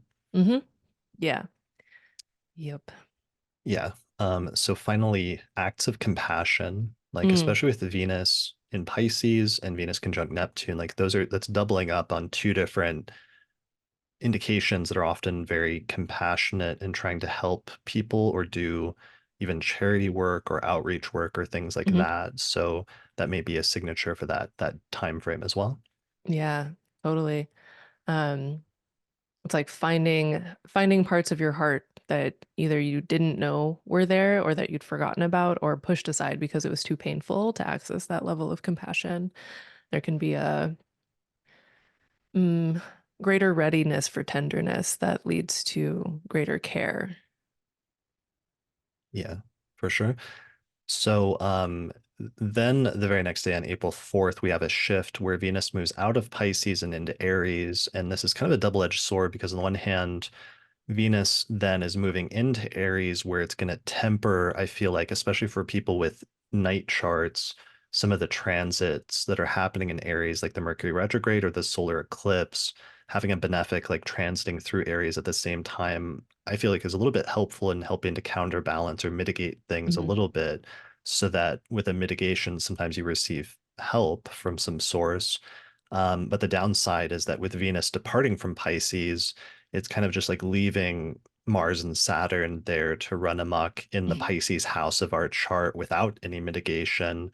Mhm. So it's going to make the Pisces part of our chart for that conjunction even more harsh than it was up to that point. Almost like Pisces is bereft and Aries is excited as Venus changes signs. Yeah. Hmm. All right. So that brings us to the big event of the month then, which is the solar eclipse in Aries on April 8th. Hmm. So this is Spicy. the spicy eclipse. This is the great American eclipse that's going to occur across the United States. Did I already show that thing Yeah, that, but you could show it again. all right, let me show it again just for a reminder so people know where it's crossing. And then it's literally like crossing across this whole segment of the United States, starting in like Texas, going across Arkansas, Missouri, Illinois, Indiana, Ohio, and a bunch of other northeastern states, basically, in terms of the Hmm. exact path of totality, where it will just be daytime, and then all of a sudden, in the middle of the day, it'll just turn pitch black, and Hmm. it'll be so dark out that you can see the stars and some of the planets in some instances. Hmm. Yeah, it's wild, wild stuff. Um, yeah. Well, I've been calling this the Chiron eclipse, because Chiron is literally within a minute's conjunction to the exact eclipse moment. Yeah, Wow. Let me put yeah, it's the pretty chart, exceptional. I'll put the chart up for the eclipse, put Chiron in. Let's take a look at it. So the exact degree of the eclipse is in the zodiac is 19 degrees of Aries, and it'll go exact there. And Chiron is also at 19 degrees of Aries, and that's a pretty close conjunction. Yeah, it's real tight. One of the things that I've been thinking about when it comes to like Chiron's participation here in Aries, especially, is thinking about the story of the end of Chiron's life, which involves the head, the head being, again, the body part that is associated with Aries, of the Hydra, which is a dragon-like creature with very many heads, all of which are very poisonous. And that is slain by the hero Hercules as one of his many heroic acts. And the Hydra head is brought back to Chiron because Chiron is the teacher, one of Hercules's like teacher mentor figures. And different versions of the story exist, but at some point, Chiron gets direct exposure to the poison of the Hydra, which sends him into incredible pain. But he's immortal, so he can't be killed by the Hydra's poison. Um, And so he goes on an adventure trying to find a solution and can't find a solution and trades his immortality for the release of Prometheus, and Zeus puts him in the heavens as the constellation Centaurus. Um, and so one of the interesting things about eclipses is this inversion of story that can happen. There's literally an inversion of the expected luminosity of that time of day, right? Whether it's, a lunar eclipse and then all of a sudden we go from having a full moon to no moon, or a solar eclipse where it's the middle of the day and we go from having noon light to no light. And so really thinking about what does it mean to expunge poison in some way as part of this particular eclipse story from a thematic perspective. I like that. That's a very vivid metaphor for that, especially with that conjunction being so close. Mm-hmm. Yeah. Mm-hmm. Yeah, so there's definitely, I wrote down, there's a very chaotic energy to eclipses. Like things start happening and things start happening very fast. Like the pace of events starts moving very fast.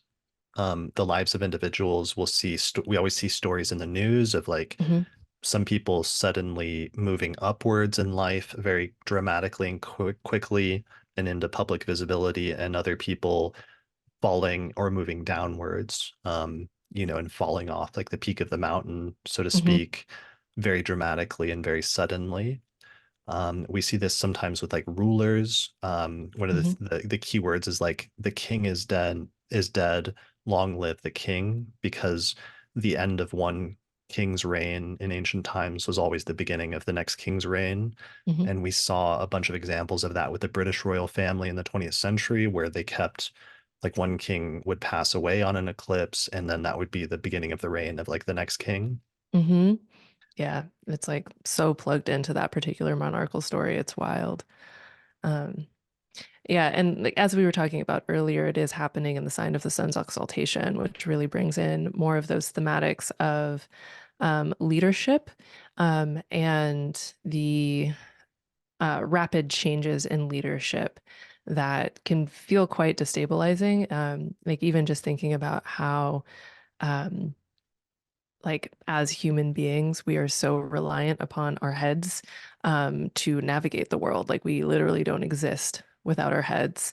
And so to have like the head of an organization, the head of state, the head of a family, like all of these sorts of things removed or exchanged creates a time period of disruption and a need to reestablish a new order or a new method of perceiving and moving through the world, because you've literally exchanged the top of the literal or metaphorical body.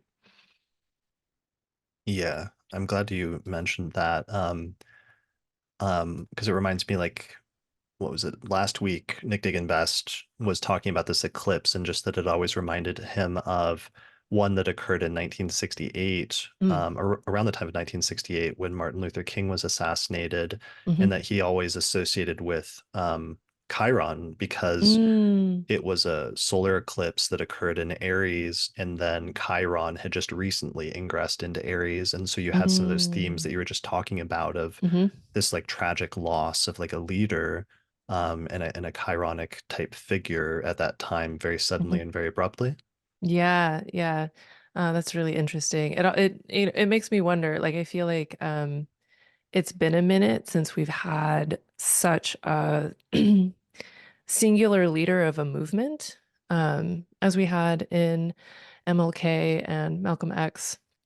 And it almost makes me wonder if we're gonna get a new one Hmm. somehow emerging with this particular eclipse.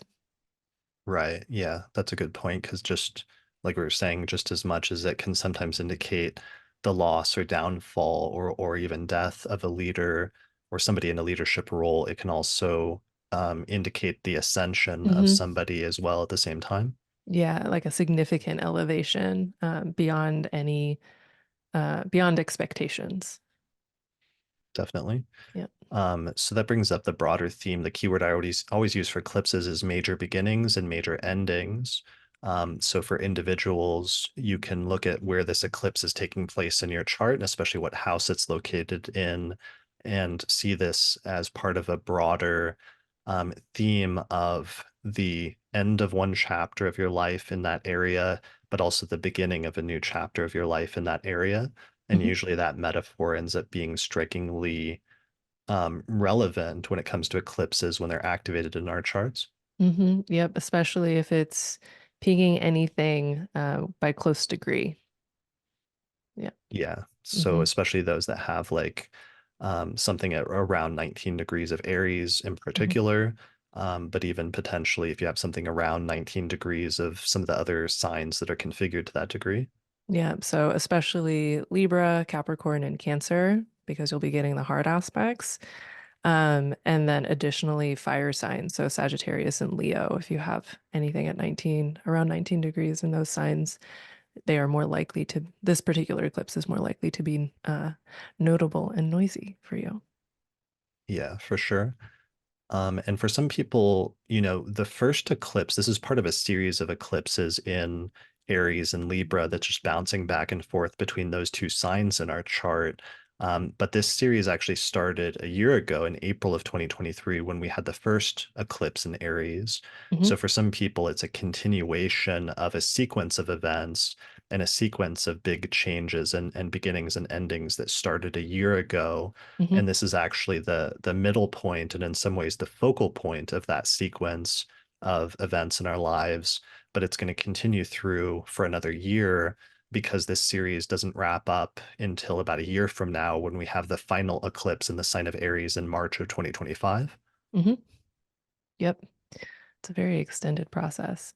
And as you were saying that, I was just being reminded. So it's like last year we had the eclipses in Aries and Scorpio because it was part of that, that there's sometimes the eclipse cycle changes in a really stark way. We just go from one set of signs to the other. This particular round, there's been much more of like an ombre effect, I feel, like transitioning from the previous cycle into the new cycle. And so last year, the spring eclipses were ruled by Mars in Cancer. But this year we have Mars in Pisces, which forms a trine with Cancer, but also is theoretically more supportive for Mars than Cancer is. So you might even feel like there's more available to do or to work with this particular eclipse because of that. Hmm, that's a good point. hmm And that brings in um, that this eclipse is ruled by Mars, but that we also have the Mars-Saturn hmm conjunction, which is pretty much going exact at that time, Yep. which creates a bit of an impediment for Mars because there's almost this like grinding to a halt suddenly energy of that Mars-Saturn conjunction that's happening. Right. It can also show up as an awareness that whatever is happening in the Aries place and in the Pisces place is going to take time. That can sometimes be frustrating or feel like you're having the brakes put on when you don't want them to be put on. But I find that Mars and Saturn together, when supported, can be extremely effective, just in a slower way, right? It's, even just thinking about how Mars is exalted in Saturn's sign of Capricorn. And there's something about like the slow and steady wins the race that emerges. And I don't find Mars and Pisces particularly hungry for speed in the way that we get it in other signs. So, on a personal level, that could be actually beneficial to have more of that long-term view, or to deliberately bring in more of the long-term view if your eclipse story feels like it's trying to make you do urgent things instead. That's a great point. So themes of cultivating themes of like discipline and determination and endurance is going to be hmm one of the more positive sort of keywords or set a cluster of keywords for this eclipse and for that conjunction. hmm Yeah. Yep. Yeah, that's good. All right, other keywords. The end of a life cycle is something that came up over and over again. I did a whole series on eclipses and how they've shown up in world events um, in two episodes late last year. And the end of a life cycle or the death of something was very common, but also matters of great importance. Like I was just struck by how Mm. many important turning points in world history took place at the time of eclipses. And sometimes it was like really chaotic stuff that occurred within a week of an eclipse, like the Titanic sank, for example, Hmm. within a week of an eclipse. But other times there were major scientific or other discoveries that took place around that time that ended up changing the world, Mm. that moved things forward in like significant ways. Hmm. Yeah. I mean, I like to remind people that eclipses are ultimately chaotic neutral. And one of the huge things that I feel like they bring forward is the ultimate lack of control that we have over a not insignificant portion of the world that we walk through. That isn't to say we don't have influence or power to participate, but control not being something that we get to grasp onto at scale.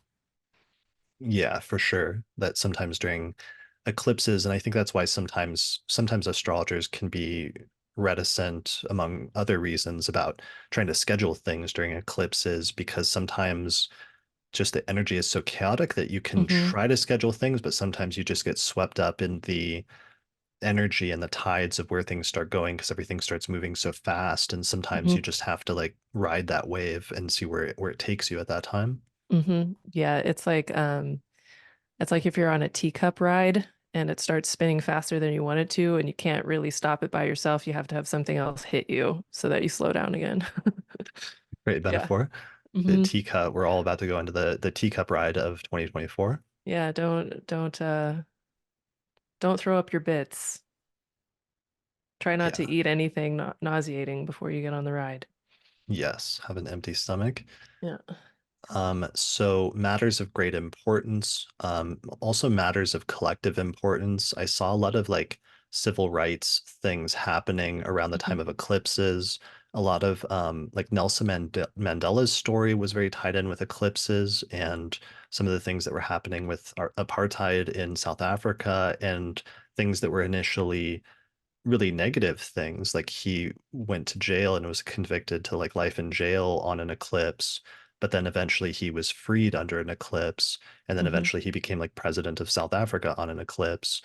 So sometimes even when really negative or difficult events happen on eclipses, you have to realize that it's laying the seeds or the foundation for Mm. something that will potentially grow and sometimes produce more positive fruit later on at some point. Hmm. Yeah. And like consequences that are just impossible to see from your current perspective. I think that's one of the humility generating components of eclipses is you don't know what the seeds are, and you don't know how they will eventually fructify. Yeah, Hmm. definitely. Um, all right. Are there other things? I mean, the last thing I should show the graphic for just the eclipse graphic that shows how this set of eclipses is our first set of eclipses on we had the Libra lunar eclipse on March 25th and we had the Aries one on April 8th, and then 6 months later we always get the next set of eclipses that will connect some of the events that are happening right now to some events and developments that will happen 6 months later in mid-September to early October of 2024. So that's the other thing, is just always thinking about and knowing that events that happen now will be connected to events that happened 6 months ago, but then also it's part of a continuum, and there will be another set of developments after this month, 6 months later this year. Hmm. Yep, it's the path winds ever on and doesn't really stop just because there's a singular event. Yeah. You made a point the Hmm. other day that there's going to be so many people are going to be traveling to see the eclipse that Mm. if you looked at that from like a bird's eye view or like a God's eye view, and you could see all the humans, they're all Hmm. just going to be like clustering around this like line of the eclipse across America. And it's really interesting how that's going to line up in a way, because it'll almost create a microcosm, macrocosm thing where Mm. the path of the eclipse in the sky will be mapped out on the earth by just like, millions of humans lining up across that at the same time. Yeah, there's going to be like a densification, right? It's almost like, as you were saying that, the image that came to mind is like if you accidentally like spill some sugar outside and then or like a soda, and then you come back out and you realize there's like an entire line of ants, like all trying to partake of what you have spilled. Right. Um, yeah, no, this brings up, I think this is a great time to talk about like eclipse safety. Mm. Do you think? Sure. Yeah. Yeah. Because one of the things that I saw that was really interesting is that apparently some of the states along the path of totality have issued sort of warnings to local residents to stock up on things like food and water prior to the eclipse.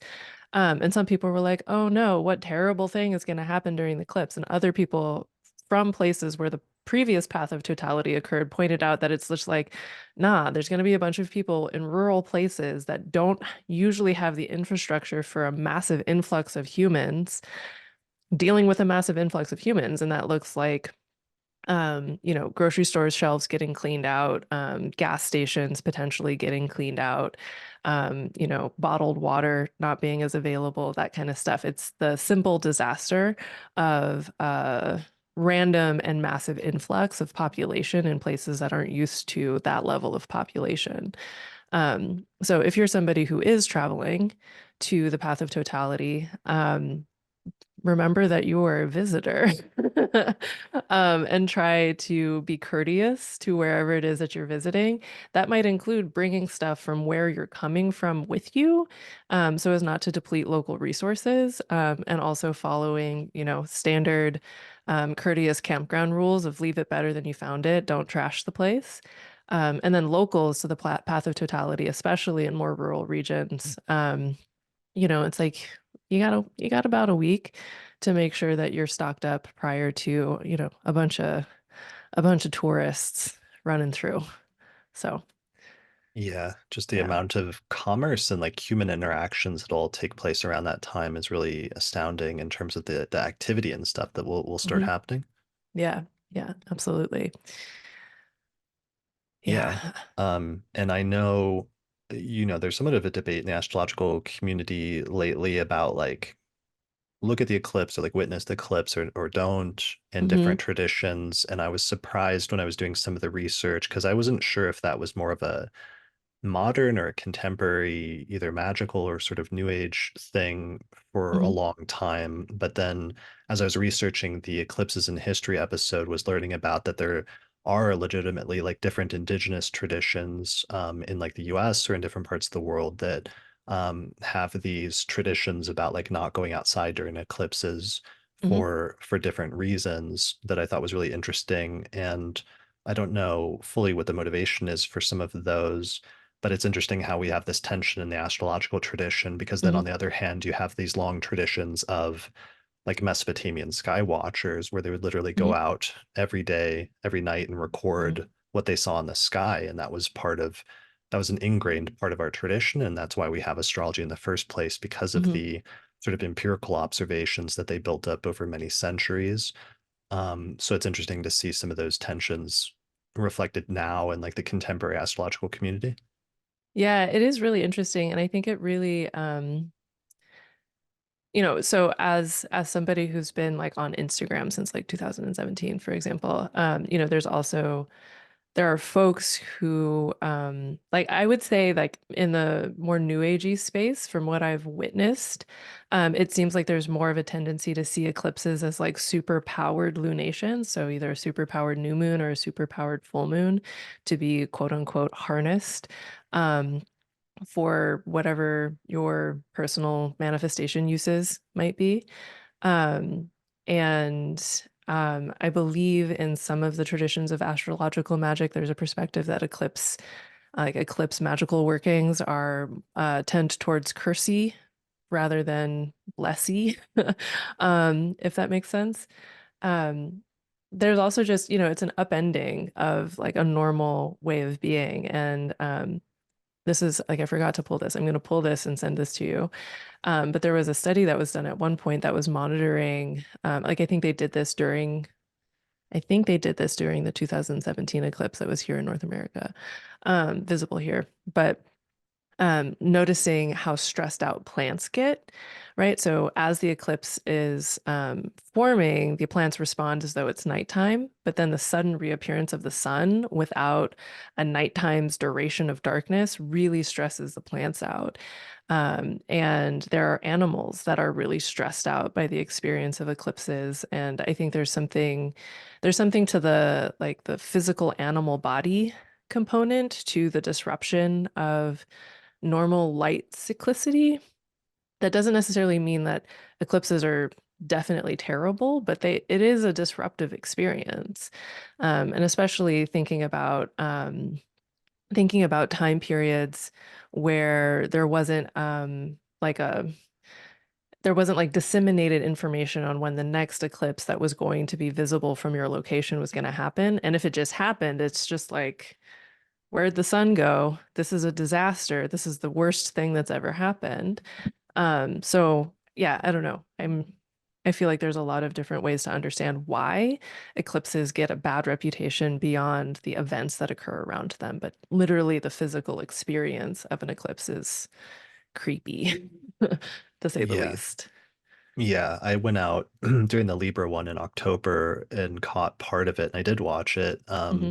Not like look at it, but I was like outside, and there is this like gray cast over everything where it just seems like the color's been sucked out of the air, Hmm. and there is some feeling that like some natural cycle has been interrupted and like something is almost like wrong at the time, and Hmm. you feel that just because when we go outside normally every day of our life, we have this experience of it's daytime, the sun is out, things are visible, versus it's nighttime, the sun is gone. And then, but when an eclipse happens, you have this thing that's out of the ordinary, Hmm. which is that suddenly it becomes nighttime in the middle of the day. And I think that idea of like disruption or that idea of something out of the ordinary and something extraordinary happening, that's part of the symbolism that's underlying all of it. And there can Hmm. be good and bad things that are kind of like tied in with that symbolism. Yeah, totally. The sun is our most reliable celestial object, right? It's like the moon is really reliable, but changes every night. The planets are wanderers, and the stars aren't out whenever we need them to be out as diurnal creatures. So it's like the sun sets up this consistency and this regularity and this reliability, and then to have the most reliable thing in the world, or at least the most reliable thing in the sky, be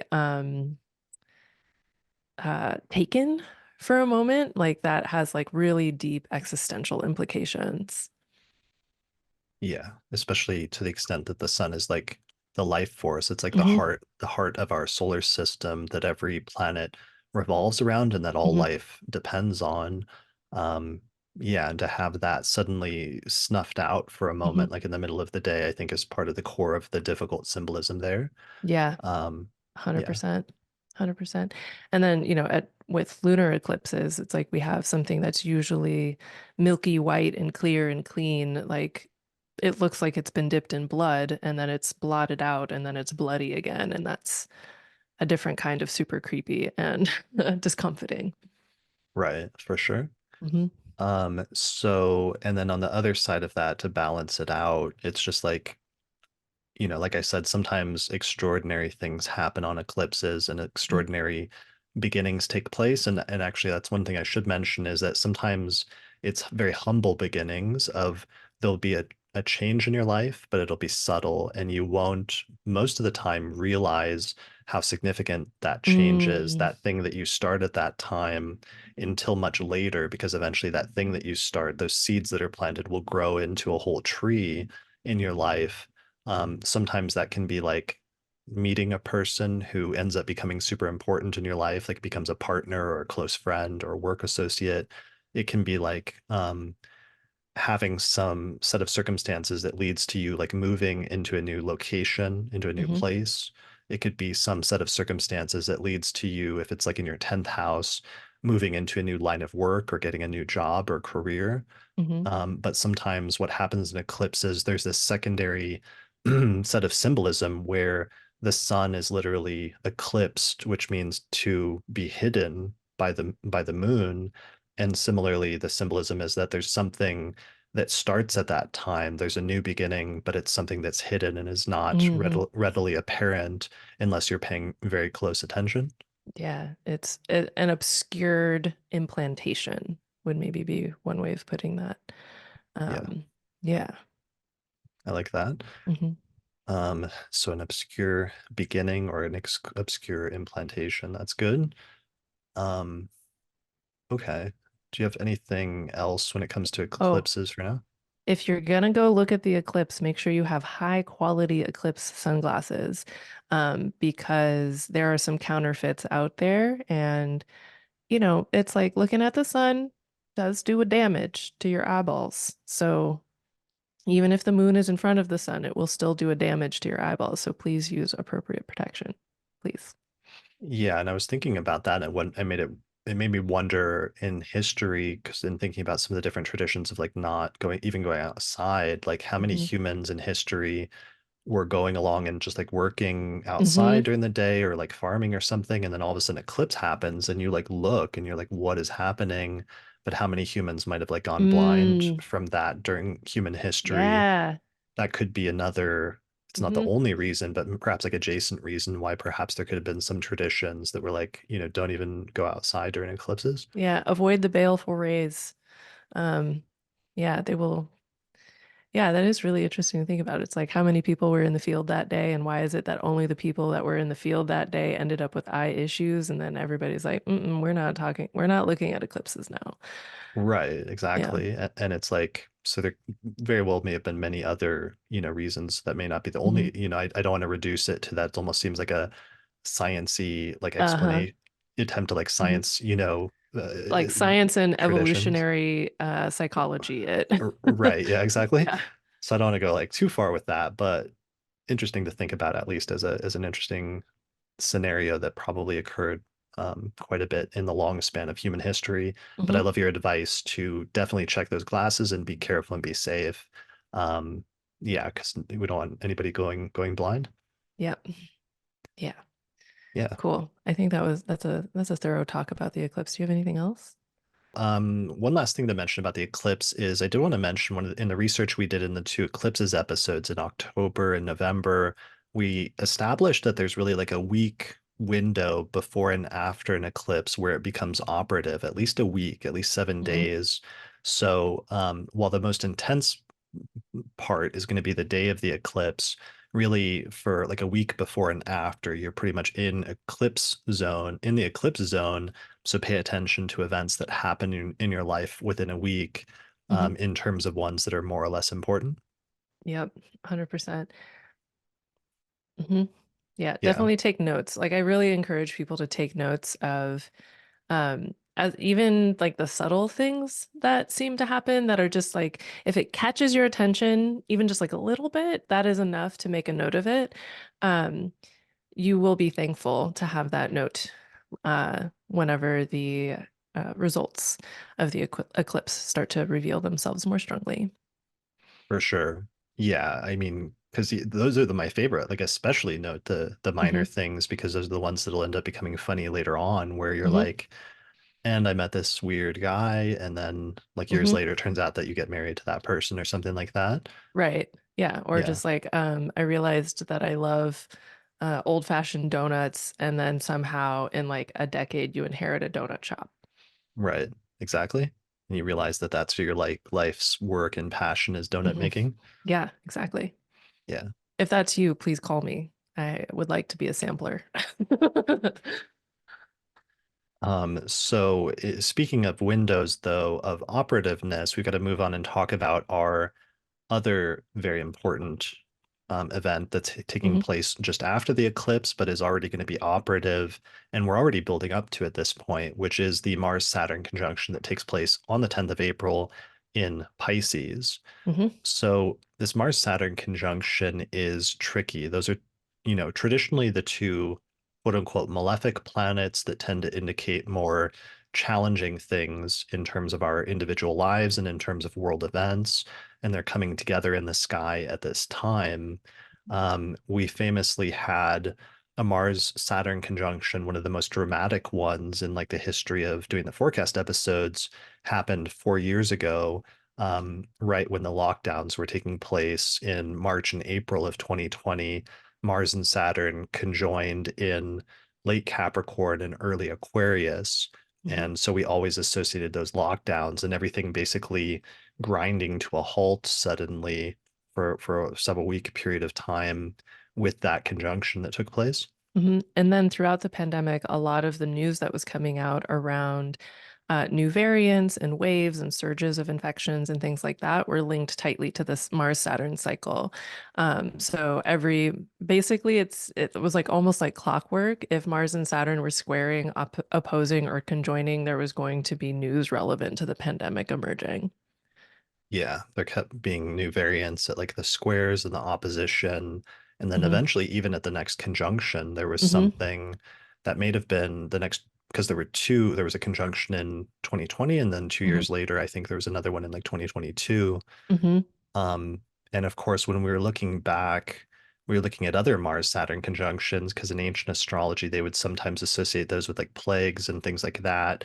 And Austin and I both remembered one of the conjunctions in Scorpio back in like 2013 coincided with there was the brief period of like a Ebola Mm. like pandemic that they were able to get under control, but there was like a brief period there where it wasn't clear if we're going to have like a worldwide Hmm. Ebola pandemic. So one of the things Austin and I have been discussing over the past 2 months with this conjunction is just this is the first time that we're not having a Mars-Saturn conjunction in Aquarius and in Hmm. that air sign in the past 4 years, but instead the conjunction's happening in Pisces in a water sign.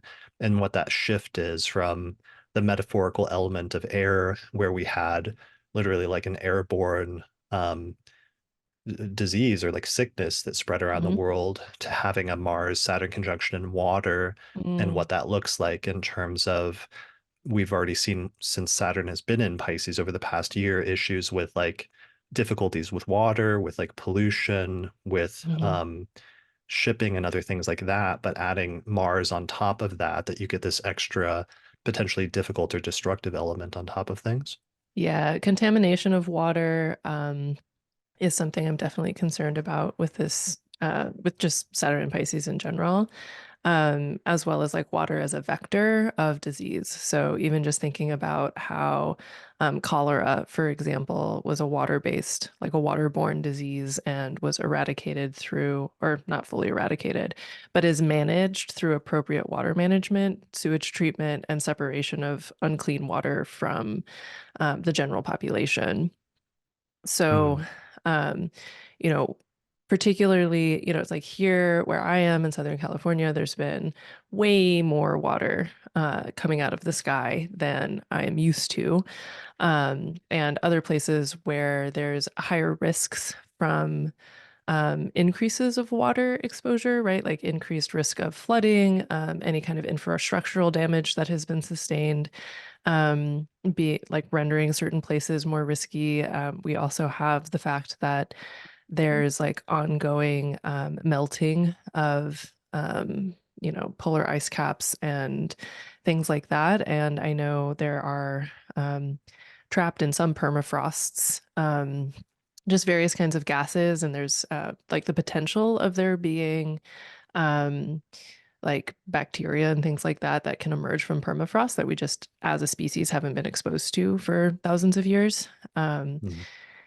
but that's happening because stuff is melting, which also feels very like Mars-Saturn conjunction. If we associate Saturn with extreme cold and Mars with heat, bring those two things together, and we have, if not vaporization, then melting of something. Um, yeah, erosion being an issue, what happens with like runoff from massive factory farms, and how that affects local water supplies. Um, even, going back to the Baltimore Bridge collapse and what happens when containers, like shipping containers filled with risky materials, end up in places that are watery, where we need to source our water from. Uh, yeah, all of that. Yeah, the water getting like poisoned and Mhm. becoming, instead of like a source for life, becoming a source for the opposite of life, for death Mhm. in some ways. Yeah, and someone in the chat actually just mentioned the uptick in dengue fever that's happening in Latin America. Mm, And just thinking about how, it's like here in LA, like not having a huge amount of water usually, like coming out of the sky means there's not quite so many mosquitoes. But if there's more water available during breeding season, then there's more bugs that can serve as vectors. Um, especially bugs like mosquitoes that rely on water in order to breed. And mosquitoes literally transmit via piercing their victims. It's like dirty syringes being passed around with diseases inside, but they fly and are alive. wow. um, yeah. Yeah. Um, Mars, Saturn. So let's see, going back to my keywords, or actually something that made me think of also is just the issue with like microplastics that we're starting to like Mm, slowly become aware of. But hmm I was reading some discussion about the things that like asbestos and like how mm. ubiquitous asbestos was in like the mid 20th Lead, century. lead too, like lead paint and lead gasoline. Right. Hmm And how it was just like people thought it was this great thing because of what they were using it for. So they're putting it in everything. But then it turned out that it was literally like killing people in both of those instances, or causing major health issues. And the hmm questions of just like what is the thing like that we're all like taking for granted today? And one of the things that I was thinking of is just like microplastics. And it'll hmm be interesting to see if that or something similar symbolically to that doesn't become more of the focus over the next couple of years, that we're getting this conjunction in Pisces. hmm Yep. Yeah. Yes. So other keywords that I wrote down for Mars, Saturn, and Pisces, you have the unstoppable force meets immovable object scenario. hmm And that's something we already saw with like with the Baltimore Bridge and that boat hitting it. And one of the things that a lot of people online like didn't understand at first is they're like, how did a boat like knock over a bridge? But it was like literally one of the biggest shipping um, boats in the world, slammed into a bridge. And when you have hmm something that has that much force and that much heaviness, it just, yeah, destroys whatever it slams into. Wasn't there an issue with its computer system or its navigation system like noped out, and that's part of why that even happened? Like they didn't have like a fail-safe way to redirect the boat after something on its normal system kaputted. Yeah, what they were saying was that it lost power, so it just Hmm absolutely lost all ability to steer the ship. Yep. Wild. Yeah, so things metaphorically like that. Other keywords are things like slamming on the brakes, Hmm hitting a wall, hmm extremes of hot and cold. Um, let's see, pollution, issue with the ocean, liquids, frustration, feelings of constraint, which can sometimes be literal constraint and issues or like news stories having to do with constraint. But I think in Pisces, it can also be more metaphorical, like emotional or even like spiritual feelings of constraint. hmm There's been a lot of stories over the past year of people becoming just like kind of like emotionally or almost spiritually exhausted, hmm and like with Saturn going through Pisces. And in like December, for example, there's been a string over the past several months of a lot of like people that are YouTubers saying that they're quitting or they're seriously reducing how much they put YouTube videos out on their channel due to a sort of feeling of exhaustion or hmm feeling like it's no longer fulfilling. And I wonder if some of those stories aren't going to rise up more and become more prominent, or more, for some people, those feelings of exhaustion becoming more acute during this hmm time with Mars moving in there. Yeah, I'm also thinking about the phrase moral injury, which I don't love because it feels very clinical and not entirely like poetically resonant with the sensation. But basically, like an emotional and spiritual and psychological experience that people are having via the like how massively able we are to witness atrocities in places and affecting people that are far away from us, but still sustaining, personal sensations of harm through the witnessing of atrocity and oppression and unfairness, even if it's very far away. And so even just thinking about like the Mars-Saturn conjunction in Pisces and that, that injurious quality of both of the malefics together in Pisces, which I consider to be like the sign of unitive consciousness and deep awareness of like unavoidable interweaving with others in really profound ways. Yeah, and somebody just put into the chat, compassion fatigue, I think is another thing that we could apply to Mars Saturn together in Pisces. Yeah. Or those themes, and also, yeah, being overwhelmed with social media. Like sometimes Hmm. people pulling back from, during COVID with all of the Aquarius stuff happening, there was this intensification of people moving online and needing to use technology to like Hmm. interact with each other socially, and therefore the social media sites just going crazy. But people getting burnt out of those social interactions sometimes and having to pull back perhaps from social media sites at this point. Yep. Yep. 100%. There's also something about the oh, this is what I was being reminded of, like the sensations of isolation, like Hmm. insufficient connection, and the really gnarly emotional effects of not having the kinds of community and connection in an embodied way that feels restorative and nourishing and supportive and safe, like more like as safe as it can be. I think one of the consequences of onlineness is not being able to source quite as much safety because you don't have the literal physical reality of nervous system co-regulation with others when you're just on the internet. Right. That's a good point.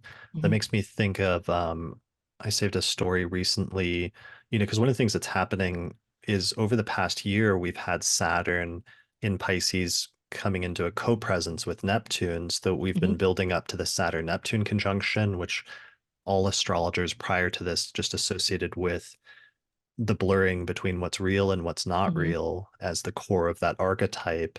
And then we've just seen this rise in that as a theme, both Hmm. with like AI generated art. Hmm. We've seen like a rise in like virtual reality stuff with like Apple releasing their virtual reality headset and trying to make that a thing. And now with video, fake AI generated video and stuff. But I saw something recently about even, yeah, people being impersonated online and that becoming a thing or having their Hmm. identities taken.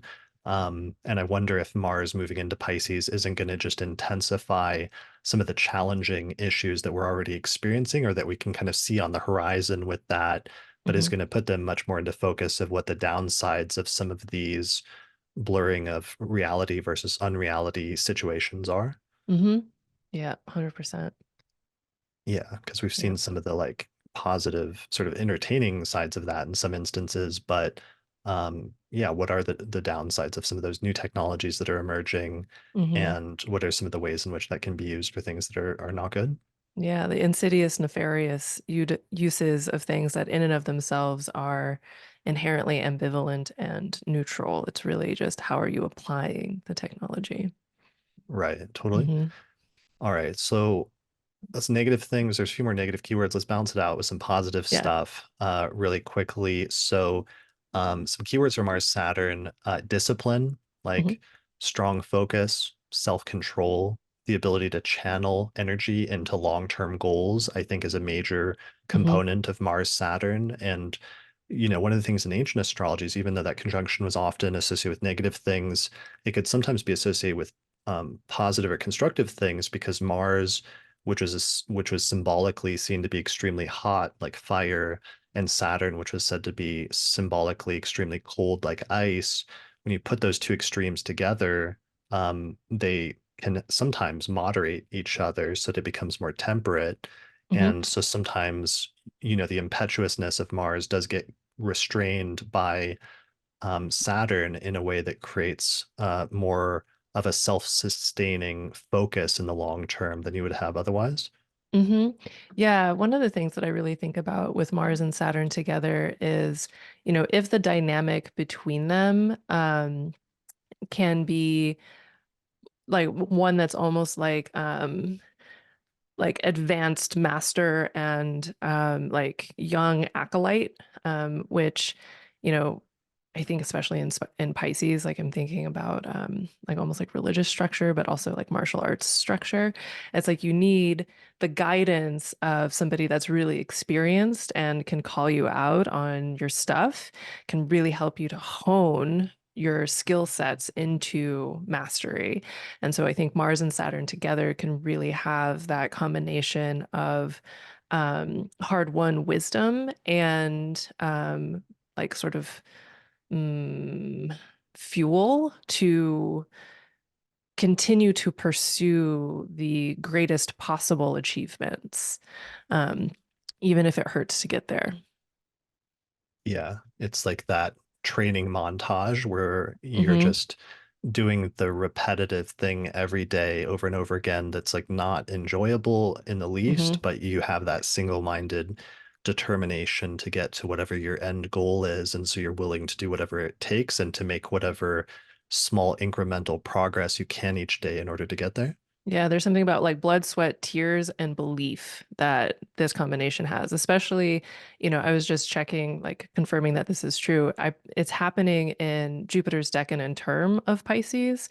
So the belief component does seem to be quite potent. And this particular configuration is within like 4 or 5-ish degrees of a sextile with Jupiter in Taurus, with the moon over there at the time that the conjunction is exact. So I feel like there's something very supported and supportive about potentially engaging with a commitment to mastery um, around this time. For Like, sure. can you cultivate the sufficient belief required to sustain you through the blood, sweat, and tears? Right. Do you have that goal or that core conviction in mind? Because especially with Pisces, that's so important to have some hmm like higher purpose or higher calling.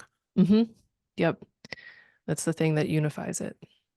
And I'm glad you mentioned that about Jupiter because that's a major thing. And it also creates part of our dynamic between the first part of the month and the second, where it's hmm like the first half of the month, you're dealing more with this conjunction being super intense and those two competing directions of like wanting to move forward versus wanting to pull back. hmm And the internal tension that creates with Mars and Saturn, but then immediately after that conjunction is over on the 10th, Mars begins moving and applying to an exact sextile with Jupiter, hmm which it'll eventually complete around the time of the Jupiter-Uranus conjunction, around the 18th, 19th, and 20th.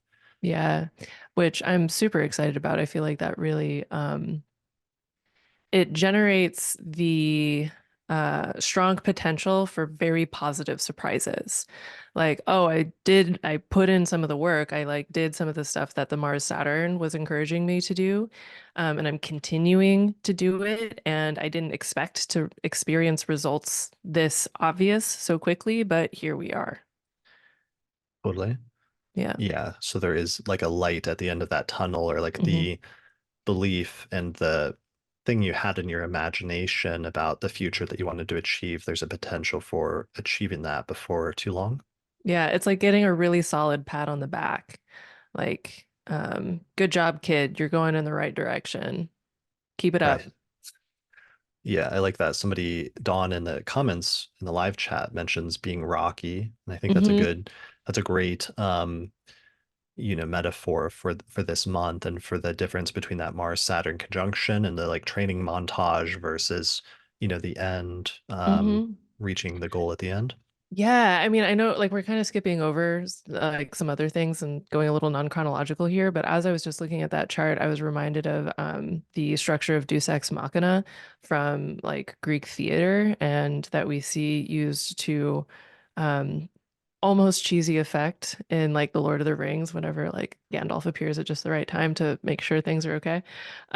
But that's kind of the sensation I have around the Mars sextile to the Jupiter-Uranus conjunction is like Ah, we thought we were royally effed, and here's Gandalf.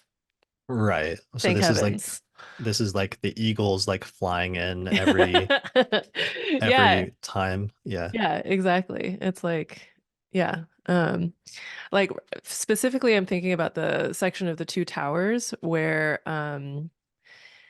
Gandalf and Saruman go to it, and that's kind of the Mars-Saturn situation where it's like Gandalf thinks he's going to get help from Saruman and ends up having a wizard battle and then imprisoned at the top of a tower. And thanks to the aid of a little moth taking his message elsewhere, one of his eagle friends, giant eagle friends, comes and swoops him in. And so he's having this altercation with Saruman again on the top of the tower. He just leaps off the tower. He takes a leap of faith, which, wind beneath my winging it, I remember Ursula Rising bringing that one forward for Jupiter and Sag a few years ago, right? Jumps off the tower, and there's literally an eagle, which is a Jupiterian thing, to catch him. Oh my God, that's perfect. You're speaking my language when you start putting astrology metaphors in Lord of the Rings terminology. Yeah, someday I will talk to you about my theory about Ents, but we don't have to talk about that right now. Okay.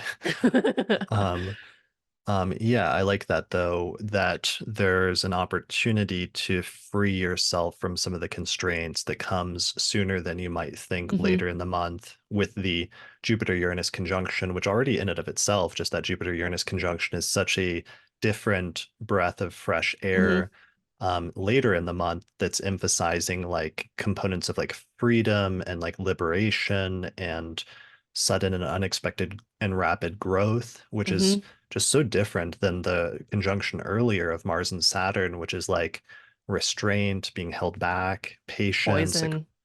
yeah, poison of poisoned waters. Um, yeah, that's such a huge contrast that I just feel like it's going to be very palpable this month, the distinction between the first half of the month versus the second. Hmm. Yeah, 100%. Yeah, so let's look other keywords. Endurance is a major one, physical and mental stamina with a Mars-Saturn conjunction, the ability to withstand hardship and Hmm. sometimes to withstand more than you thought you could carry. Hmm. I think is a Resilience. yeah. Hmm. There's also sometimes themes though of like rigidity, like inflexibility, having difficulty adapting to things, even being overly controlling or critical can sometimes be a Mars-Saturn Hmm. thing. And then finally, let's see, other things, obstructions, so delays, setbacks, which is interesting because it kind of overlaps a bit with the Mercury retrograde, Hmm. having the sense of having to fight harder for what you want. Hmm. It can also be a really good thing to use for the creation of the boundaries that you desire to exist, or enacting boundaries that you've been aware of needing to enact, but haven't been because of, especially if we're talking about Pisces, it's like wanting to be nice, getting in the way of being genuinely kind to everyone involved, understanding that setting boundaries and expectations and making clear on so many different levels, like not just in interpersonal spaces. Like I think this also applies on a national stage of like what is acceptable behavior and what is pro-social behavior and what is not. Like I think Mars Saturn can be very useful for, in a harsh way, it can look like laying down the law, but in a kind way, it's being honest about what isn't working and what needs to change. Hmm, it's a great point. Hmm. Yeah. Yeah, I hope we see more of that with this conjunction. Hmm. All right. Other issues. Sometimes you can run into issues of like pessimism with Mars-Saturn conjunctions. There can be on the negative side a potential for adopting like a defeatist attitude, Hmm. um, a lack of self-belief, or even a fear of failure. That was something we were talking about in the last episode that Austin was making the point that Mars-Saturn combinations can be very aware of the potential points of failure for something to a point of being hyper aware of that, but that can be good if it, allows you to avoid the potential pitfalls because you're paying attention to it, you know them, or you're aware of them. Whereas in other instances, it could maybe lead you to inaction as a result Mhm. of fearing of like making a mistake. Yeah, it can create self-fulfilling prophecies. Like if you firmly believe that the perspective you have is already sufficient and correct, and your assessment is that it won't work, then you also won't perceive the ways that it could work if you Mm, tried. right. Yeah. All right. And then finally, issues of like repression, of Mhm. difficulty expressing anger in a healthy manner, having the potential for internalized conflict or even like resentment as a potential keyword for this Mars-Saturn conjunction. Yeah, as you were saying this, and also the previous batch of associations, I was thinking about what I call the dooms, which is when there's a sensation of overwhelm around inability to effectuate positive change in the ways that you desire to. And so instead of doing even the little bit of something that you could do, you just end up uh, in the dooms. You end up in a sad spot that can Mhm. feel like this is just the new state of being. Nothing is worth doing. It's a sort of nihilistic existential um, descent. Yeah. Yeah, totally.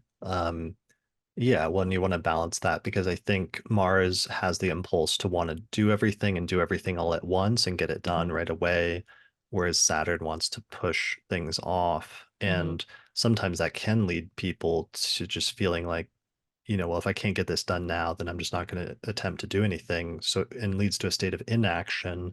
Hmm. But something to keep in mind is just even doing a little bit of one thing each day, even if it's going to take a while to complete it, is still making progress. You're still Hmm. moving forward if you're doing that.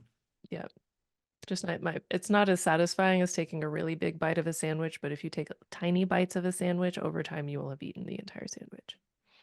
Right, exactly. That is something I'm no, I have a Mars, Mars in like Capricorn, Hmm. exalted and in a mutual reception with Saturn. And it's something I've always done with the podcast and learned over the years and observed from other people is I've seen sometimes people get paralyzed by inaction, by wanting Hmm. to know exactly how to do everything the best way from the start. But sometimes you can only learn things by doing it. And Hmm. therefore, you have to just push yourself to start at some point and just learn something new each time and make incremental progress. And eventually, sometimes if you do that, sometimes you'll turn around and all of a sudden you're recording like episode 440 something of a podcast and Hmm. it builds up over time. Yep. Yeah, I feel like the collection of the archive of the astrology podcast is evidence to this. Hmm. Yeah. Yeah. All right. So moving on to literally the very next day, a retrograde Mercury conjoins the Sun on the 11th of April. And this is the halfway point in the Mercury retrograde cycle, the cazimi, where Mercury enters the heart of the Sun. And usually this represents a sort of turning point where some of the issues that were set up at the start of the Mercury retrograde over that previous week or week and a half, they start to head towards some sort of resolution by this point on the 11th. And even if there's still ongoing and continuing issues and things are not fully resolved, there's often some sort of turn where you start to see it turn towards an eventual state of resolution, which you'll see by the end of the month when Mercury stations direct on the 25th. Hmm. Yeah. Mercury retrograde cazimis are um like I find them to be it's like treasure hunting, right? If we can think about the first part of the retrograde as like going to the location where you believe the treasure to exist, and it involves some sort of spelunking activity like caving in some way, and then at the cazimi you actually get to the thing that you've been looking for, but you're not done yet because you have to get back out of the cave. Mm. Yeah, you still need to emerge from the Hmm. cave, from the underworld. Yep. Which hopefully is positive integration process, but yeah. Right. Yeah, some sort of, at the very least, some sort of assessment Hmm. eventually once you do emerge. Hmm. Yeah, the cazimi can often, it's like a literal light bulb moment at times, Mm. um, which is pretty fun when it's that dramatic and clear. Yeah, to have that realization moment Hmm. of clarity, of sudden insight. Hmm. Yep. And that's happening at 22, I think. Yeah, 2232 Aries. So that's relatively close to where the Chiron eclipse occurred, which is part of why, thinking about this particular retrograde alongside the eclipse, like they are very tied in with each other. Um, so revelations might actually, like this might actually be a point in time where revelations about what your eclipse story really is start to really come forward. That makes sense. Hmm. Yeah, because the moon will have also made an appearance and is starting to become visible in the waxing end of the cycle as well. Hmm. And you just have all these planets, especially the Sun and Mercury, treading over similar degrees or returning back to similar degrees. Hmm. And eventually we'll have Venus move up there as well and move over these degrees also. So it's like if you have a personal planet around 19 degrees, especially of Aries, but really any of the cardinal signs, then you'll just get this continuous reactivation of that point in your chart over and over again this month. Hmm. Yeah, might be a little bruisey and tender by the end of the month, but yeah. Yeah. All right. So moving on, we then have that, like we said, that week where it's like there's not a lot going on. We get a little bit of a drop off. But then we get to our other really busy part of the month, which is um, the sun moves into Taurus by the 19th. We get the retrograde Mercury Venus conjunction that occurs around 16, 17 degrees of Aries, which is again another probably positive resolution point for some of the Mercury retrograde issues that were set up earlier in the retrograde. Hmm. Having that benefic contact with Venus, helping to smooth things out. Like a sweetening of communication. Yes. Hmm. Um, and then at the same time, we get Jupiter aligning with Uranus at that conjunction at 21 degrees of Taurus. And we get Mars moving into the same degree of Pisces and forming a sextile with Jupiter and Uranus at the same time. Hmm. I would anticipate too that this particular sextile has the strong potential to give us some previews of what the eventual Mars-Uranus conjunction will put forth this summer. Hmm. Okay. Yeah, that's one of our major aspects of the summer that's a little bit tense is that conjunction. Hmm.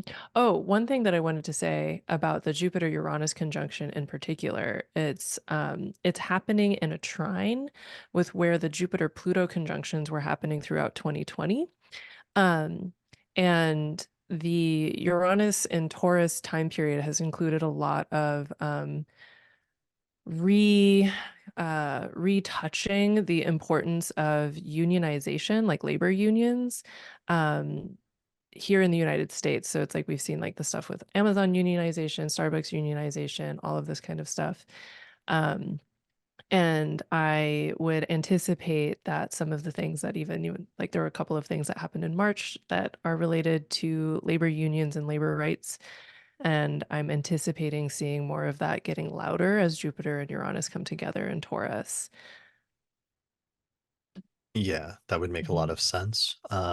With how much that's become prominent over the past year, and this being the point where you see the intensification of those energies that have already been present for a while. Yeah. I mean, even thinking about like the Mars-Saturn conjunction as potentially like a labor rights thing that we then see movement around whenever Mars is forming a sextile with the Jupiter-Uranus conjunction. Mhm. Okay. Yeah, that's a really good point. All right, so we're talking about the Jupiter-Uranus conjunction that is going exact later in the month. It goes precise on the 20th. Hmm. So let's talk about some keywords for that. Jupiter-Uranus conjunctions are often associated with things like technological breakthroughs, Hmm. scientific discoveries, periods of rapid progress in different areas of the world, both not just in terms of science and technology, but also in other areas, just because Jupiter is the planet of growth and Uranus is the planet of sudden changes and rapid developments. Hmm.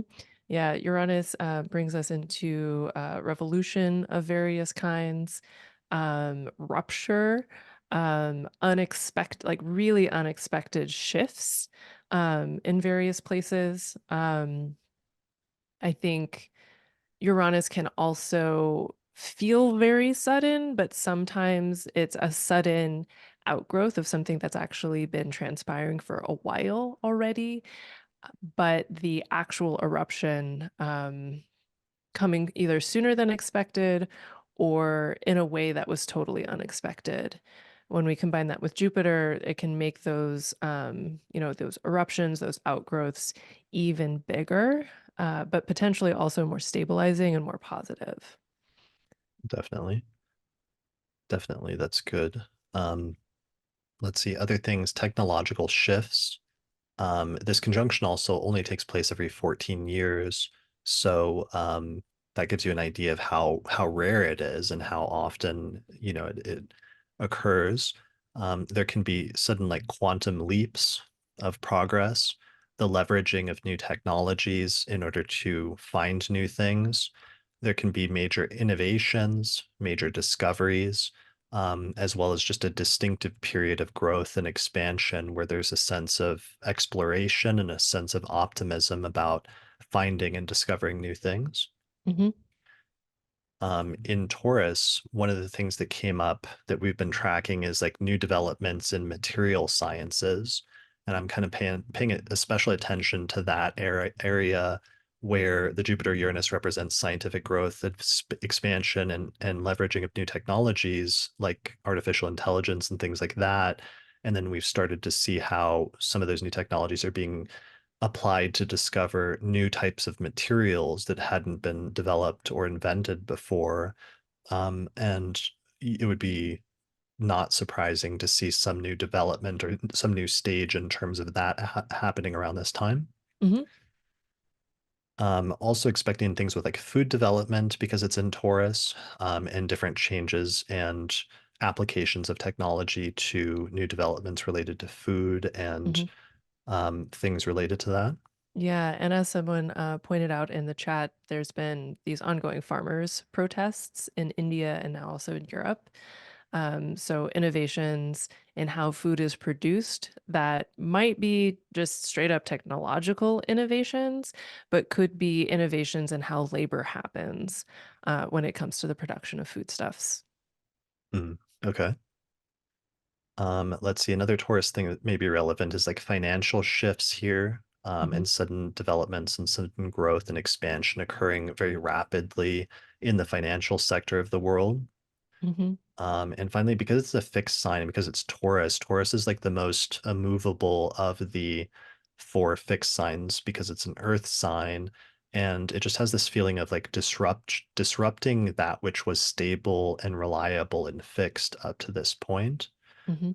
as one of the major overarching themes, I think, for this conjunction. Yeah, and like that's one of the things like remember years ago. I think this was actually at UAC in 2018 having conversations with some folks about like decentralized currency as it relates to Uranus and Taurus, and thinking about how we understand money to work and disruptions to how money operates. Yeah, for sure. And seeing an acceleration of that, I think, at this point. Hmm. Um, Other themes that are really prominent in past Jupiter-Uranus conjunctions can be issues surrounding like freedom, as you mentioned earlier, and feelings of like a yearning for independence, a rebellious spirit, challenging existing belief structures, and even embracing eccentricity in some ways, since being eccentric is a common Uranus theme. Yeah, especially like eccentricities and shifts to beliefs that feel more true to oneself or more true to one's community if it's like a shared shift that allows for a greater sense of stabilization because it's truer for oneself versus a performance of something that allows you to fit in. Mm, Mhm. right. So that makes me think of some of the positive sides can be there'll be the sense of excitement and a sense of adventure and unexpected opportunities and a feeling that anything is possible, I think is going to permeate the second half of the month around the time of Mhm. this conjunction. as well as ideas of progress and pushing the boundaries of what we previously thought was possible, Hmm. both in terms of technological advancements, but also in terms of social change. But also some of the downsides or negative keywords that can sometimes come up are things like disregard for rules and authority, or acting out without necessarily considering the consequences, which can be good or can be bad depending on one's perspective. Um, Sometimes a lack of willingness to compromise, because Uranus can be just complete shirking or rejection of um, the rules and sort of like Hmm. regulations of things, which sometimes can be necessary or other times can just be super chaotic sort of Hmm. energy. Yeah, there can be like, I think the combination of Jupiter and Uranus, there can be a sort of, oh, it's going to be fine. I'm just going to do what I want, without actually thinking about it first, and having sufficient evidence that it will be fine and you actually can do what you want without there being um, consequences that end up feeling too expensive in the long run. Yeah, sometimes being motivated by the immediate idealism or push Hmm. for freedom or for some of those other impulses without necessarily thinking things out in terms of what the long-term implications are, which is more of a Saturn thing. Hmm. Yeah, and I feel like Jupiter particularly can add too much encouragement, um, to these kinds of situations, right? Like, this really is a great idea. This is going to fix everything. And that commitment to the dreamy vision, the like castle in the sky, allowing one to forget that gravity also exists. Right. You're just like, let's just overthrow everything and everything's going to be great. And as soon as we overthrow everything, but sometimes that can create a much more chaotic um, set of circumstances than you realize before you've done it. Hmm. Yep. And sometimes it actually is true that you should just do it. And figuring that out is why you also need Saturn. Yeah. Yeah, totally. Hmm. And so all of this we're talking about in a mundane sense, but all of this is relevant for people in terms of their personal lives as well, Hmm. because sometimes those motivations are happening. I'm already seeing it happening in some people's lives, like the Hmm. energy of this conjunction becoming more and more intense and just like overthrowing certain structures, and sometimes not having a long-term plan, but just having this internal compulsion or belief that this is like the thing to do at this time. Hmm. Yep. Yeah. 100%. So I guess you just want to be careful with the downside, just the chaos element, the disruption for its own sake, or even creating unnecessary turbulence. There's going to be a real tricky part in terms of determining which of the two that you're doing, and if it's Hmm. something that's ultimately going in a good direction, or if it's just disruption for the sake of disruption. Hmm. Yep. Yeah. All right. So that's the Jupiter-Uranus conjunction. As we said, it's going to be amplified by Mars sextiling both of those planets at the same time. And also, weirdly, at the same time, like around the time of that conjunction, this comet that only recurs about every 80 years, like very, very roughly, is going to cross the ecliptic around that time later in April. Mm. And it's going to be not very far from the Jupiter-Uranus conjunction when it crosses the ecliptic Mm. at one point later in April. So we don't know yet if it's going to be visible, because one of the variability things is comets like this are, they call them like cold volcanoes, where they sometimes, once they get close to the sun, they start having this outgassing, which is part of what creates the tail behind the comet. And so it creates a variability in terms of how bright it will actually get once it gets close. But it's one of the things that's really interesting, the fact that this comet's happening and becoming somewhat visible this month. It's called Comet Pons-Brooks, after the people that discovered it in the 18th century. But in December, when I was doing the year ahead forecast and researching all this, I was trying to research comets to understand what this one would mean. And a lot of the ancient literature on comets was very similar to the literature on eclipses, which is that it was often viewed as a negative or ominous phenomenon, indicating things like the death of leaders or of rulers or things like that, or the fall of a kingdom. But what was interesting is the more and more I looked into it, that I found that there were some positive instances where certain comets, depending on the color and the appearance, could be interpreted as positive. Mm, And this is partially going to depend on what the color is and if it becomes visible in April, but also things like, because there were some comets, depending on the color, that get associated with Jupiter. And when it is associated with Jupiter, it tends to spin it in a more positive direction. But also what planets the comet is nearby or crosses was also an interpretive principle. And mhm, so the fact that this comet crosses the very close to the Jupiter-Uranus conjunction, I think would actually be one of the indications that it could be a more positive mm, indication, indicating that some of the discoveries, perhaps like scientific discoveries or other sudden advancements that take place around the time of the Jupiter-Uranus conjunction, are even more notable than they would be otherwise, because it's kind of like putting an exclamation mark next to that conjunction. mhm. Wow, that's really, I am glad to hear that, and I hope it really leans that direction. Um, what are the colors that end up getting associated with Jupiter when it in comets? It's kind of complicated. It goes back Okay. to the episode in Pedaceous text. Okay. I think I'm gonna do a whole episode on ancient views Okay, on comets this month. cool. And if people would like to see that, let me know. I could use some encouragement because it's going to be a big episode to pull all that together. But Mhm. people can let me know in the comments section. But if I do that, I'll do a whole section talking about some of the different interpretive principles from some of the different ancient astrological traditions. Yeah, that is super cool. Yeah. And it's also really interesting. Like, I don't think I realized that that comet's cycle was also 80 years, which is about the same as this particular nova that's supposed to be, will hopefully be visible in the next like week or so. Um, Yeah, and it's a little rough. It's like it's like 70. wiggly. Yeah, it's 70 something for Mm, the comet. I think it's actually 76 or something. I'm just mm. rounding it to 80.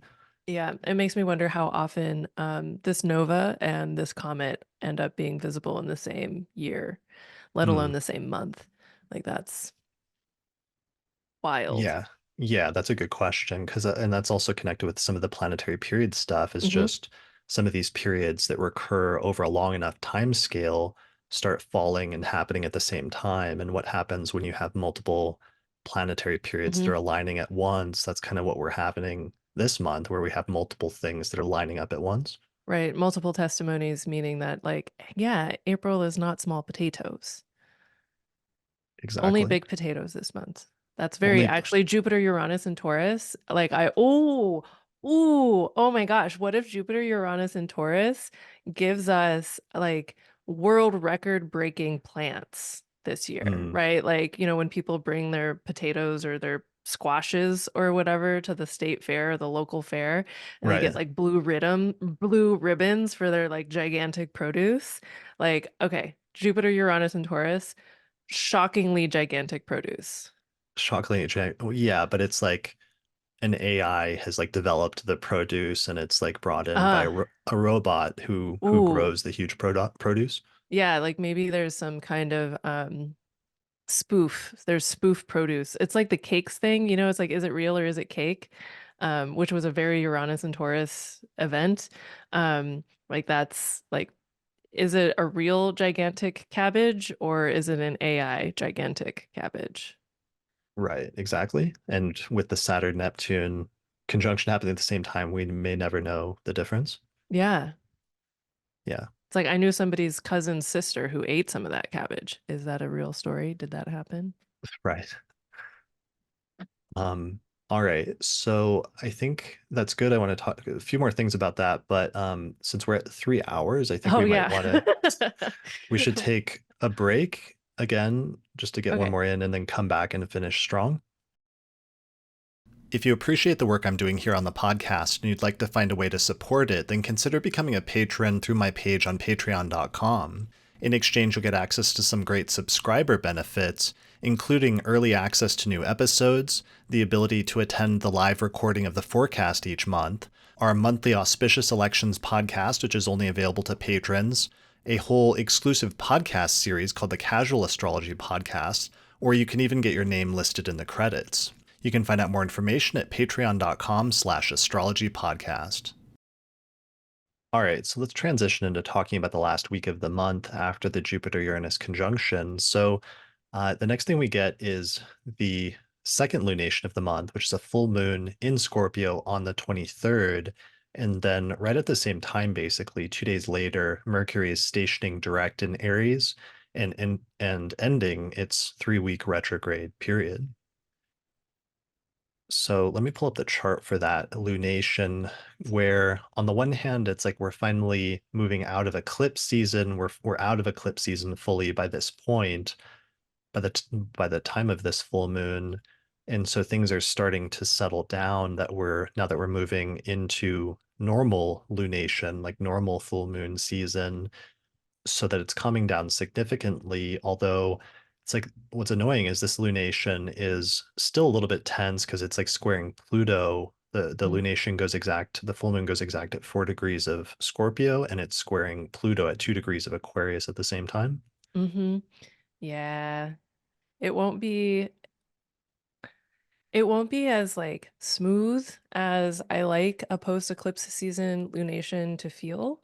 But I also feel like there's something it's going to be some kind of stabilizing regardless. It might not be stabilizing in the sense of like um I don't know, like smoothing the fur of a cat is stabilizing, but stabilizing as in this is what's happening, like a full acknowledgement perhaps of what is shifting and changing. Um and acceptance being one of the sometimes sweetest and sometimes bitterest medicines that we have available to us. Definitely. Hmm. And this, towards the end of the month, one of the things that we noticed is it's not just this full moon that's activating Pluto, but also early next month, at the very beginning of May, Pluto stations retrograde in Aquarius. So there's this Hmm. intensification of Pluto, which has made it all the way to 2 degrees of Aquarius at this point. So it's really starting to activate anybody that has placements in the first few degrees of the fixed signs. Hmm. You're getting the brunt of this Pluto transit. And I think we already see the full moon here in Scorpio illuminating that and kind of like shining a light on the parts of our chart that is so intensely aspecting at this time, and bringing in these deep transformative experiences, some of which can be very difficult in terms of having themes of of control, themes of manipulation, themes of like the end of something or the death of something,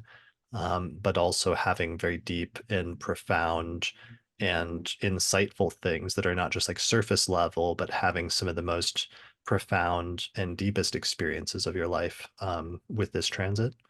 Yeah, Pluto really gets at the roots of things and like not just like the roots of the dandelion that you pulled out of your yard, but like the roots of the mountain, like really getting into the bedrock of stuff. And one thing that I find really interesting about this last section of April is we get this full moon square Pluto. And then when the moon moves into Sag, it will sextile Pluto. And then when Mars, well, no, it's Venus first. When Venus moves into Taurus, it will square Pluto.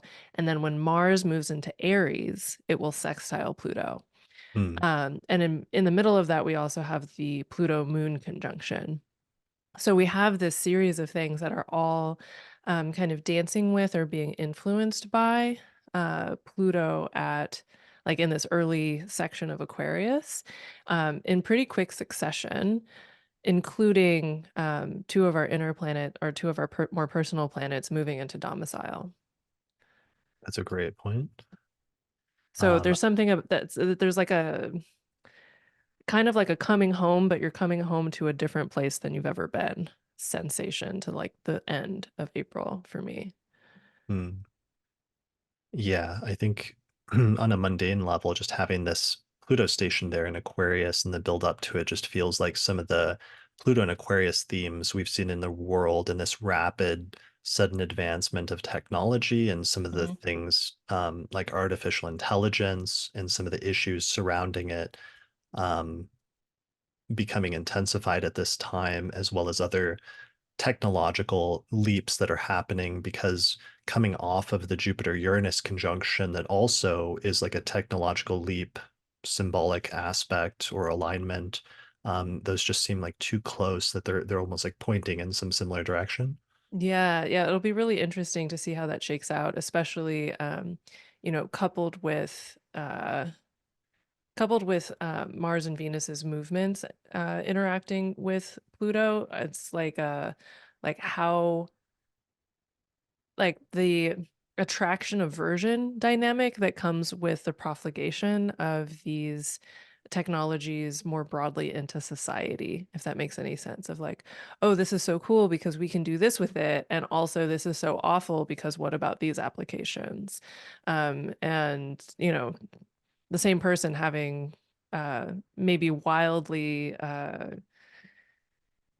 counteractive like opinions about the same thing within their own mind, and then how does that translate on a larger scale of just like, well, we definitely want this but we definitely don't want this, but we can't have that without this, that kind of dynamic showing up. Totally. Yeah. You know what that makes me think of is seeing here at the full moon, we see Mars is at 24 Pisces already. So it's coming Mm-hmm. up in that conjunction with Neptune, which occurs Mm-hmm. on the 27th Ooh. and 28th. So it's like, And that's that, pinged by a square from the moon while it's happening. That's right, interesting. right there Yeah. in Sagittarius around the 26th, 27th. Mm-hmm. That just makes me think of like the weaponization of some of Mm-hmm. those systems, some of those new technologies and the new technologies that when put in the wrong hands can be used for like disinformation or to do like attacks that are hard to pin down and hard to respond to, hard to react to. Yeah, it's like technological guerrilla warfare. Like Right. I'm reminded of the I forget exactly what they were calling it, but like basically the program that some people developed to feed into AI that corrupt the AI art generators as a Mm, sort of counterattack to the like copyright and intellectual property infringement that has contributed to the creation of these AI models, which pings back to something that was happening at the very end of February, early March, which was a couple of folks or a couple of companies like initiating action against OpenAI because of the copyright concerns. Yeah. right. That makes sense. And it makes me think as well, we've talked a lot about 2016 and how that was a Saturn Uranus square and the issues with like fake news and like using Hmm. social media to manipulate things during a political season. Hmm. And this just being like the ramping up of that at this time with the Mars Neptune conjunction and Pluto stationing of whatever the next version of that is of using and leveraging technology for the sake of manipulating the flow of either information or influencing things in terms of politics. Hmm. Yeah. There's something about the um like Mars Neptune, I'm thinking like the phrase that just came to mind was violent fantasies. Um, and the like even using imagination like towards violent ends, which would be inclusive of like hate generating propaganda, for example, um, and like seeding people with the sense or idea that something is nefarious, whether or not it is, like once that's been planted, it can be really hard to uproot. Like evidence that a previous shocking bit of news was false doesn't totally erode or doesn't totally remove the emotional sensation of negative surprise with whatever that news item is around. That makes sense. So it's like if you find out that you know, uh like somebody at I don't know, I'm trying to think of like not the worst possible example. Right. I'm trying to think of something that's like as like kind of silly as possible. Okay, so let's think toddlers because I associate Mars with toddlers. It's like somebody like you're a toddler and somebody tells you that your sister stole your toy, and so you're upset with your sister, and it turns out that your toy was just under the sofa the entire time. Nobody took it, but you still hold this like bad feeling about, wait, maybe my sister stole my toy. Or perhaps my sister is capable of stealing my toy. And I've already gone through the emotional rigmarole of like, my sister is a thief. Even if it turns out she's not a thief, you still have that emotional association. And that's one of the ways that like certain kinds of violent propaganda work. Yeah, that's perfect. That really, I think, encapsulates something core about this. I wrote down something adjacent, which is like lashing out at the wrong person or Mm-hmm. for the wrong reason, Mm-hmm. um, or the necessity to act decisively when the situation is not clear. Yeah. We Yeah. saw some issues of that, I think, in previous years, as well as another keyword is like the fog of war is a Mm-hmm. good Mars Neptune keyword. Mm-hmm. Um, let's I like the see. shadow boxing also. Like um the construction, it's like a straw man argument, but it's like even to a greater degree of like what does it mean to construct an opponent that doesn't exist just because you need the sensation of having an opponent. Again, that's a violent fantasy. Right, definitely. Mhm. And then I wrote down this is like too literal, but every time I think something's like too literal and I don't say it, then like it happens. So I'm just Right. gonna write keywords that are just obvious symbolically. It would Hmm. be like battles at sea or conflict in the water. Hmm. Or conflicts over water. I think that could also be operative. Hmm. Okay. Yeah. So, other broad things that could be negative or positive, idealism, oftentimes is a natal placement. So, like the desire to fight for a higher cause or defend the underdog, a belief in something greater that's like driving you to fight is like a common Mars-Neptune theme, Hmm. which can be It sometimes can can be be, missed. It can go either way, yeah, it can be super diluted or it can be super inspired. right? Yeah. Yeah. Um, and along with that, you have the like spiritual warrior archetype and the drive to align one's actions with one's beliefs or Hmm. to fight for ideals on a like sort of spiritual or almost like religious level. Like hardcore mysticism. Like I'm reminded of particular forms of like spiritual warfare that you might find in like Vajrayana Buddhism or things like that, like the like spiritual slaying of demons. Definitely. Hmm. Um, and something you said earlier that made me think of a quote is that quote, a lie can travel halfway around the world while the truth is still putting on its shoes. Hmm. um, made, Yeah. made me think of what you were saying earlier. Hmm. Hmm. All right, so let's see. Final things. Confusion is a potential issue with this, um, but also lack of energy, like feeling drained, lethargic, or lacking motivation to act on your desires is a really common Mars Neptune thing because Mars is like your impulse to act, but also one's energy and vitality, and sometimes Neptune can just kind of like sap that in various ways. It's like um the oh, this is interesting. The image that comes to mind is at the end of The Wizard of Oz when the Wicked Witch is dissolved by a bucket of water.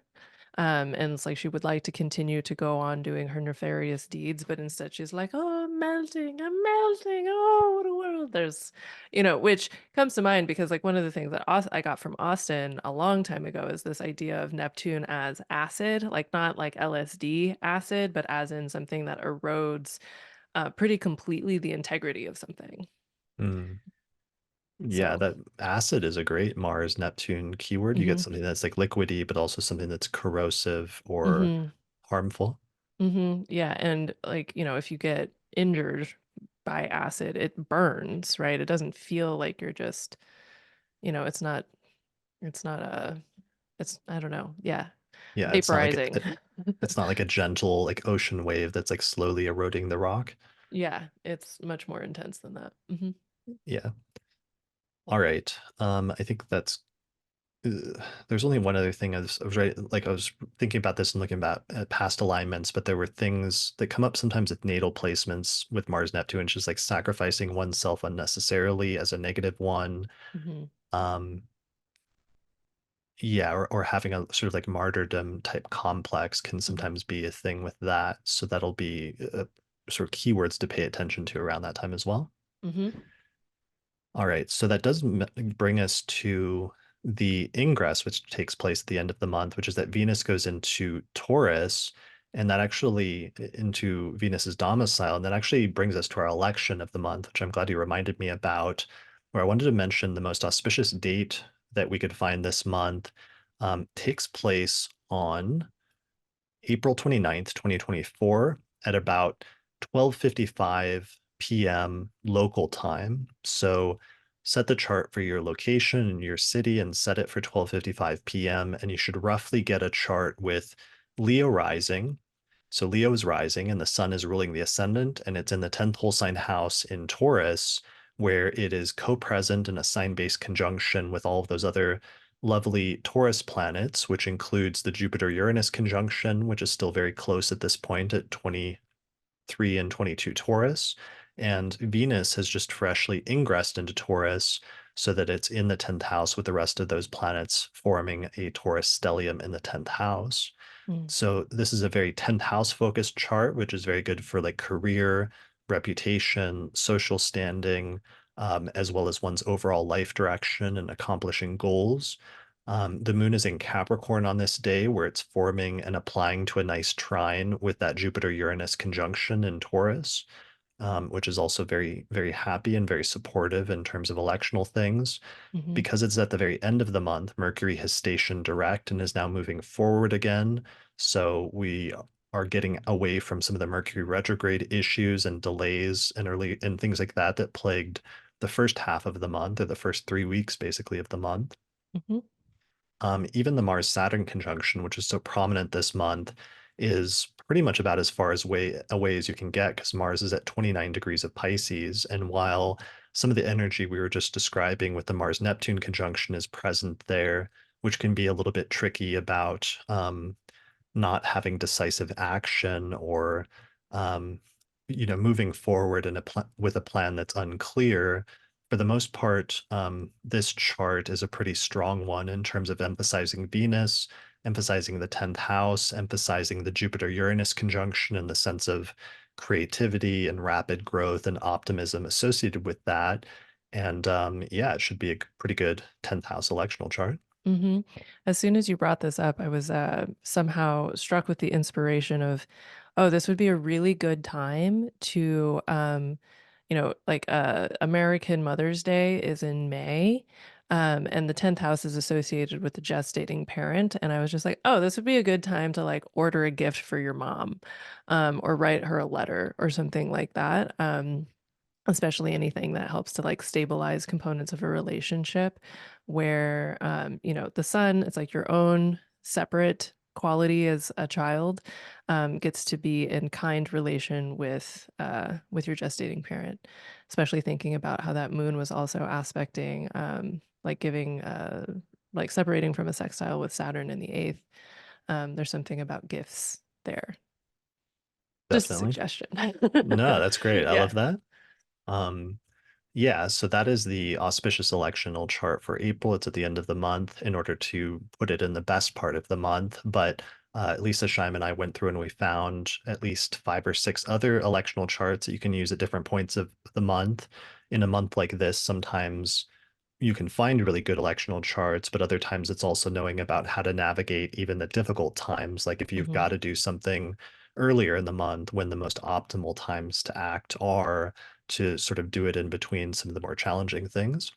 So we just released that podcast to patrons a few days ago, the Auspicious Elections podcast for April. And you can get access to that by going to and signing up for our page on patreon.com/the Astrology Podcast. Hmm. All right. And I think that's the election for April. And I think actually, that is just about bringing us to the end of the month and the very final ingress, which takes place, which is just we mentioned that Venus goes into Taurus, but then also Mars just a few days later moves into its home sign of Aries as well by the end of the month. Mm-hmm.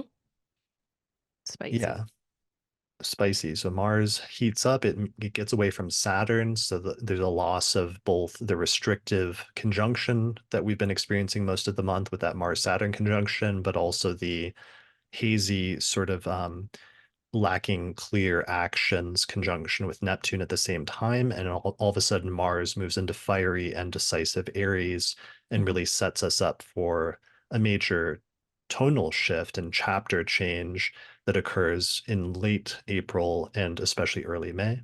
Mm-hmm. Yep. And as soon as it enters Aries, just like with Venus, as soon as it enters Taurus, it forms an aspect with Pluto. Um, so I think there's something that will feel quite, I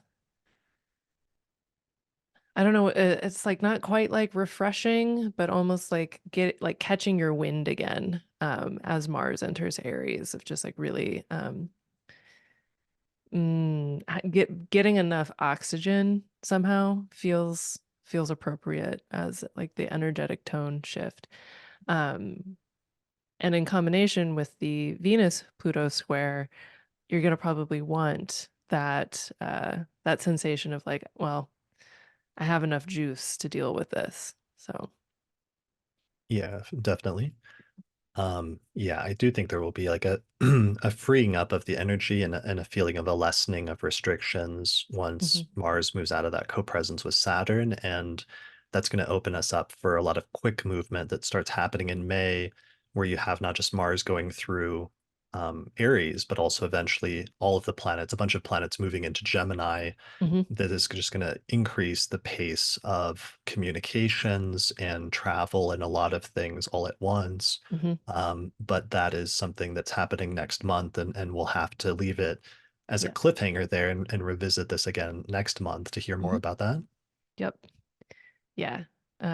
Definitely such a tone shift by the end of April, though. Like really, if you get into the dooms in early April, remember that early April is not forever. Yeah, I think Yeah. that's really great advice. Hmm. All right. Well, any final words? This is a great discussion. Thank you so much for joining me for this today. There's like big shoes to fill with the absence, first time absence of my longtime beloved friend and host, Austin Coppock. But I think this was great. I couldn't have imagined a better person to help me out, with Austin's absence. Yeah, I'm really glad to provide, and I'm also really glad that I quickly relinquished the idea that I actually had to be an Austin.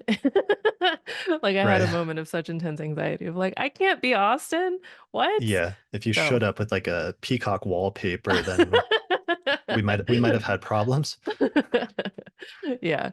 Yeah, it's always a great time to talk astrology with you, and I feel very honored um to join you in this particular conversation.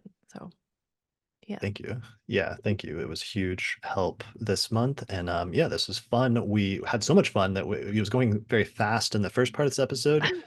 Now it's been over 3 hours. So Hmm. we've already mentioned that you're going to be speaking at Norwalk in May and giving that keynote, which is amazing. And I hope people sign up and attend those lectures. What else do you have going on? That's really the main stuff at this point. It's like two lectures is a lot to work on. And so I'm seeing clients, working on those lectures, um, trying to avoid very much any other projects coming into my field of vision because I like shiny new projects as a very cardinal sign person. Um, yeah, just like chugging away. And it's been great seeing clients, especially seeing some clients specifically to bolster the infinite resourcing lecture. So really digging more deeply into things that I've been talking about with clients for years, but even more explicitly has been super enjoyable.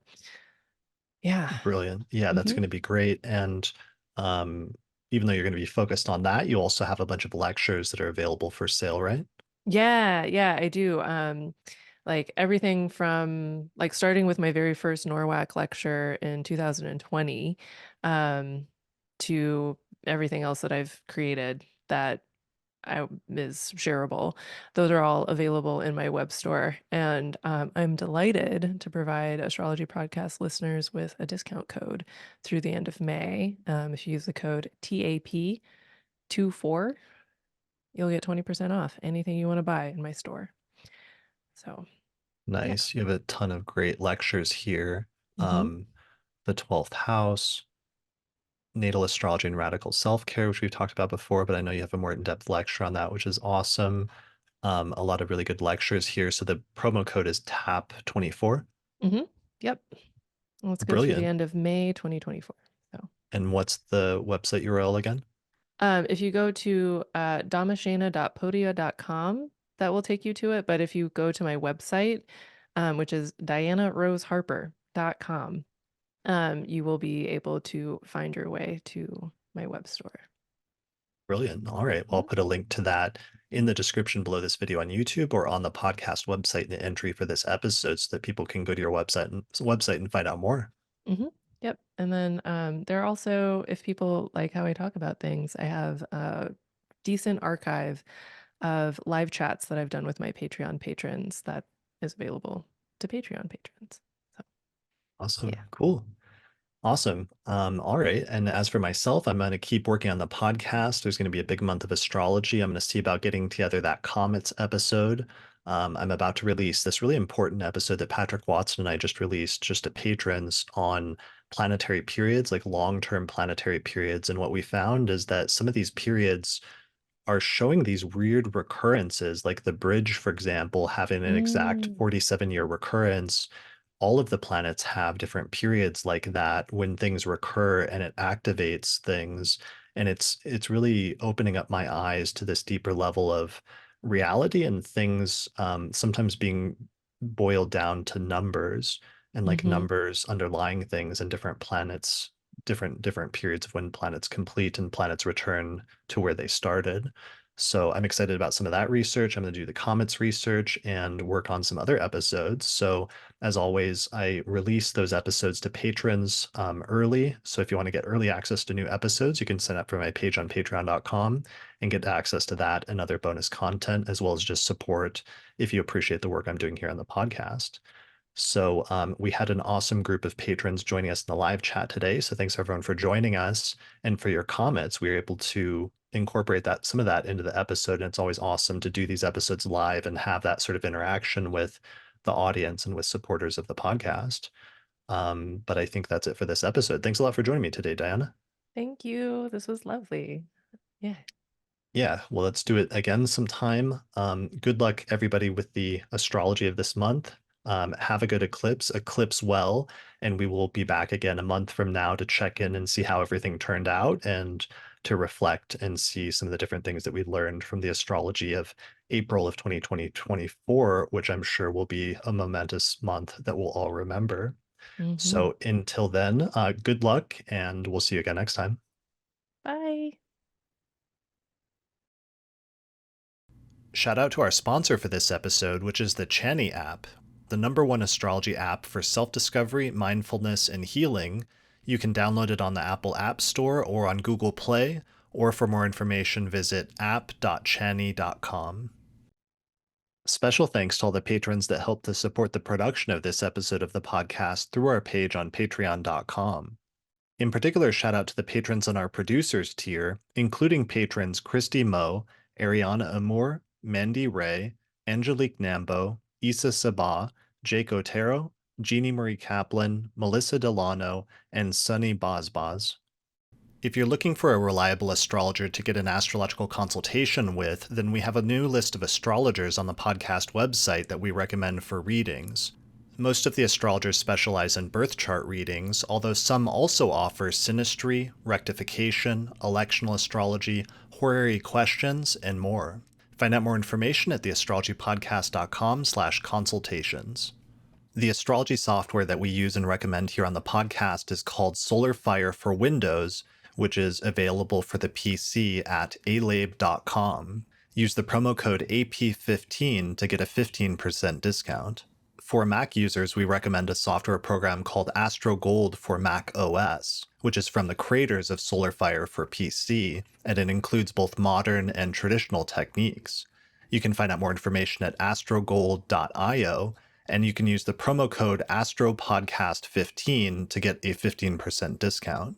If you'd like to learn more about my approach to astrology, then I'd recommend checking out my book titled Hellenistic Astrology, The Study of Fate and Fortune, where I go over the history, philosophy, and techniques of ancient astrology, taking people from beginner up through intermediate and advanced techniques for reading birth charts. If you're really looking to expand your studies of astrology, then I would recommend my Hellenistic Astrology course, which is an online course on ancient astrology, where I take people through basic concepts up through intermediate and advanced techniques for reading birth charts. There's over 100 hours of video lectures, as well as guided readings of ancient texts, and by the time you finish the course, you will have a strong foundation in how to read birth charts, as well as make predictions. You can find out more information at courses.theastrologyschool.com. And finally, thanks to our sponsors, including the Mountain Astrologer magazine, which is a quarterly astrology magazine, which you can read in print or online at mountainastrologer.com. And the Northwest Astrological Conference, which is happening both in person and online, May 23rd through the 27th, 2024. You can find out more information at norwac.net.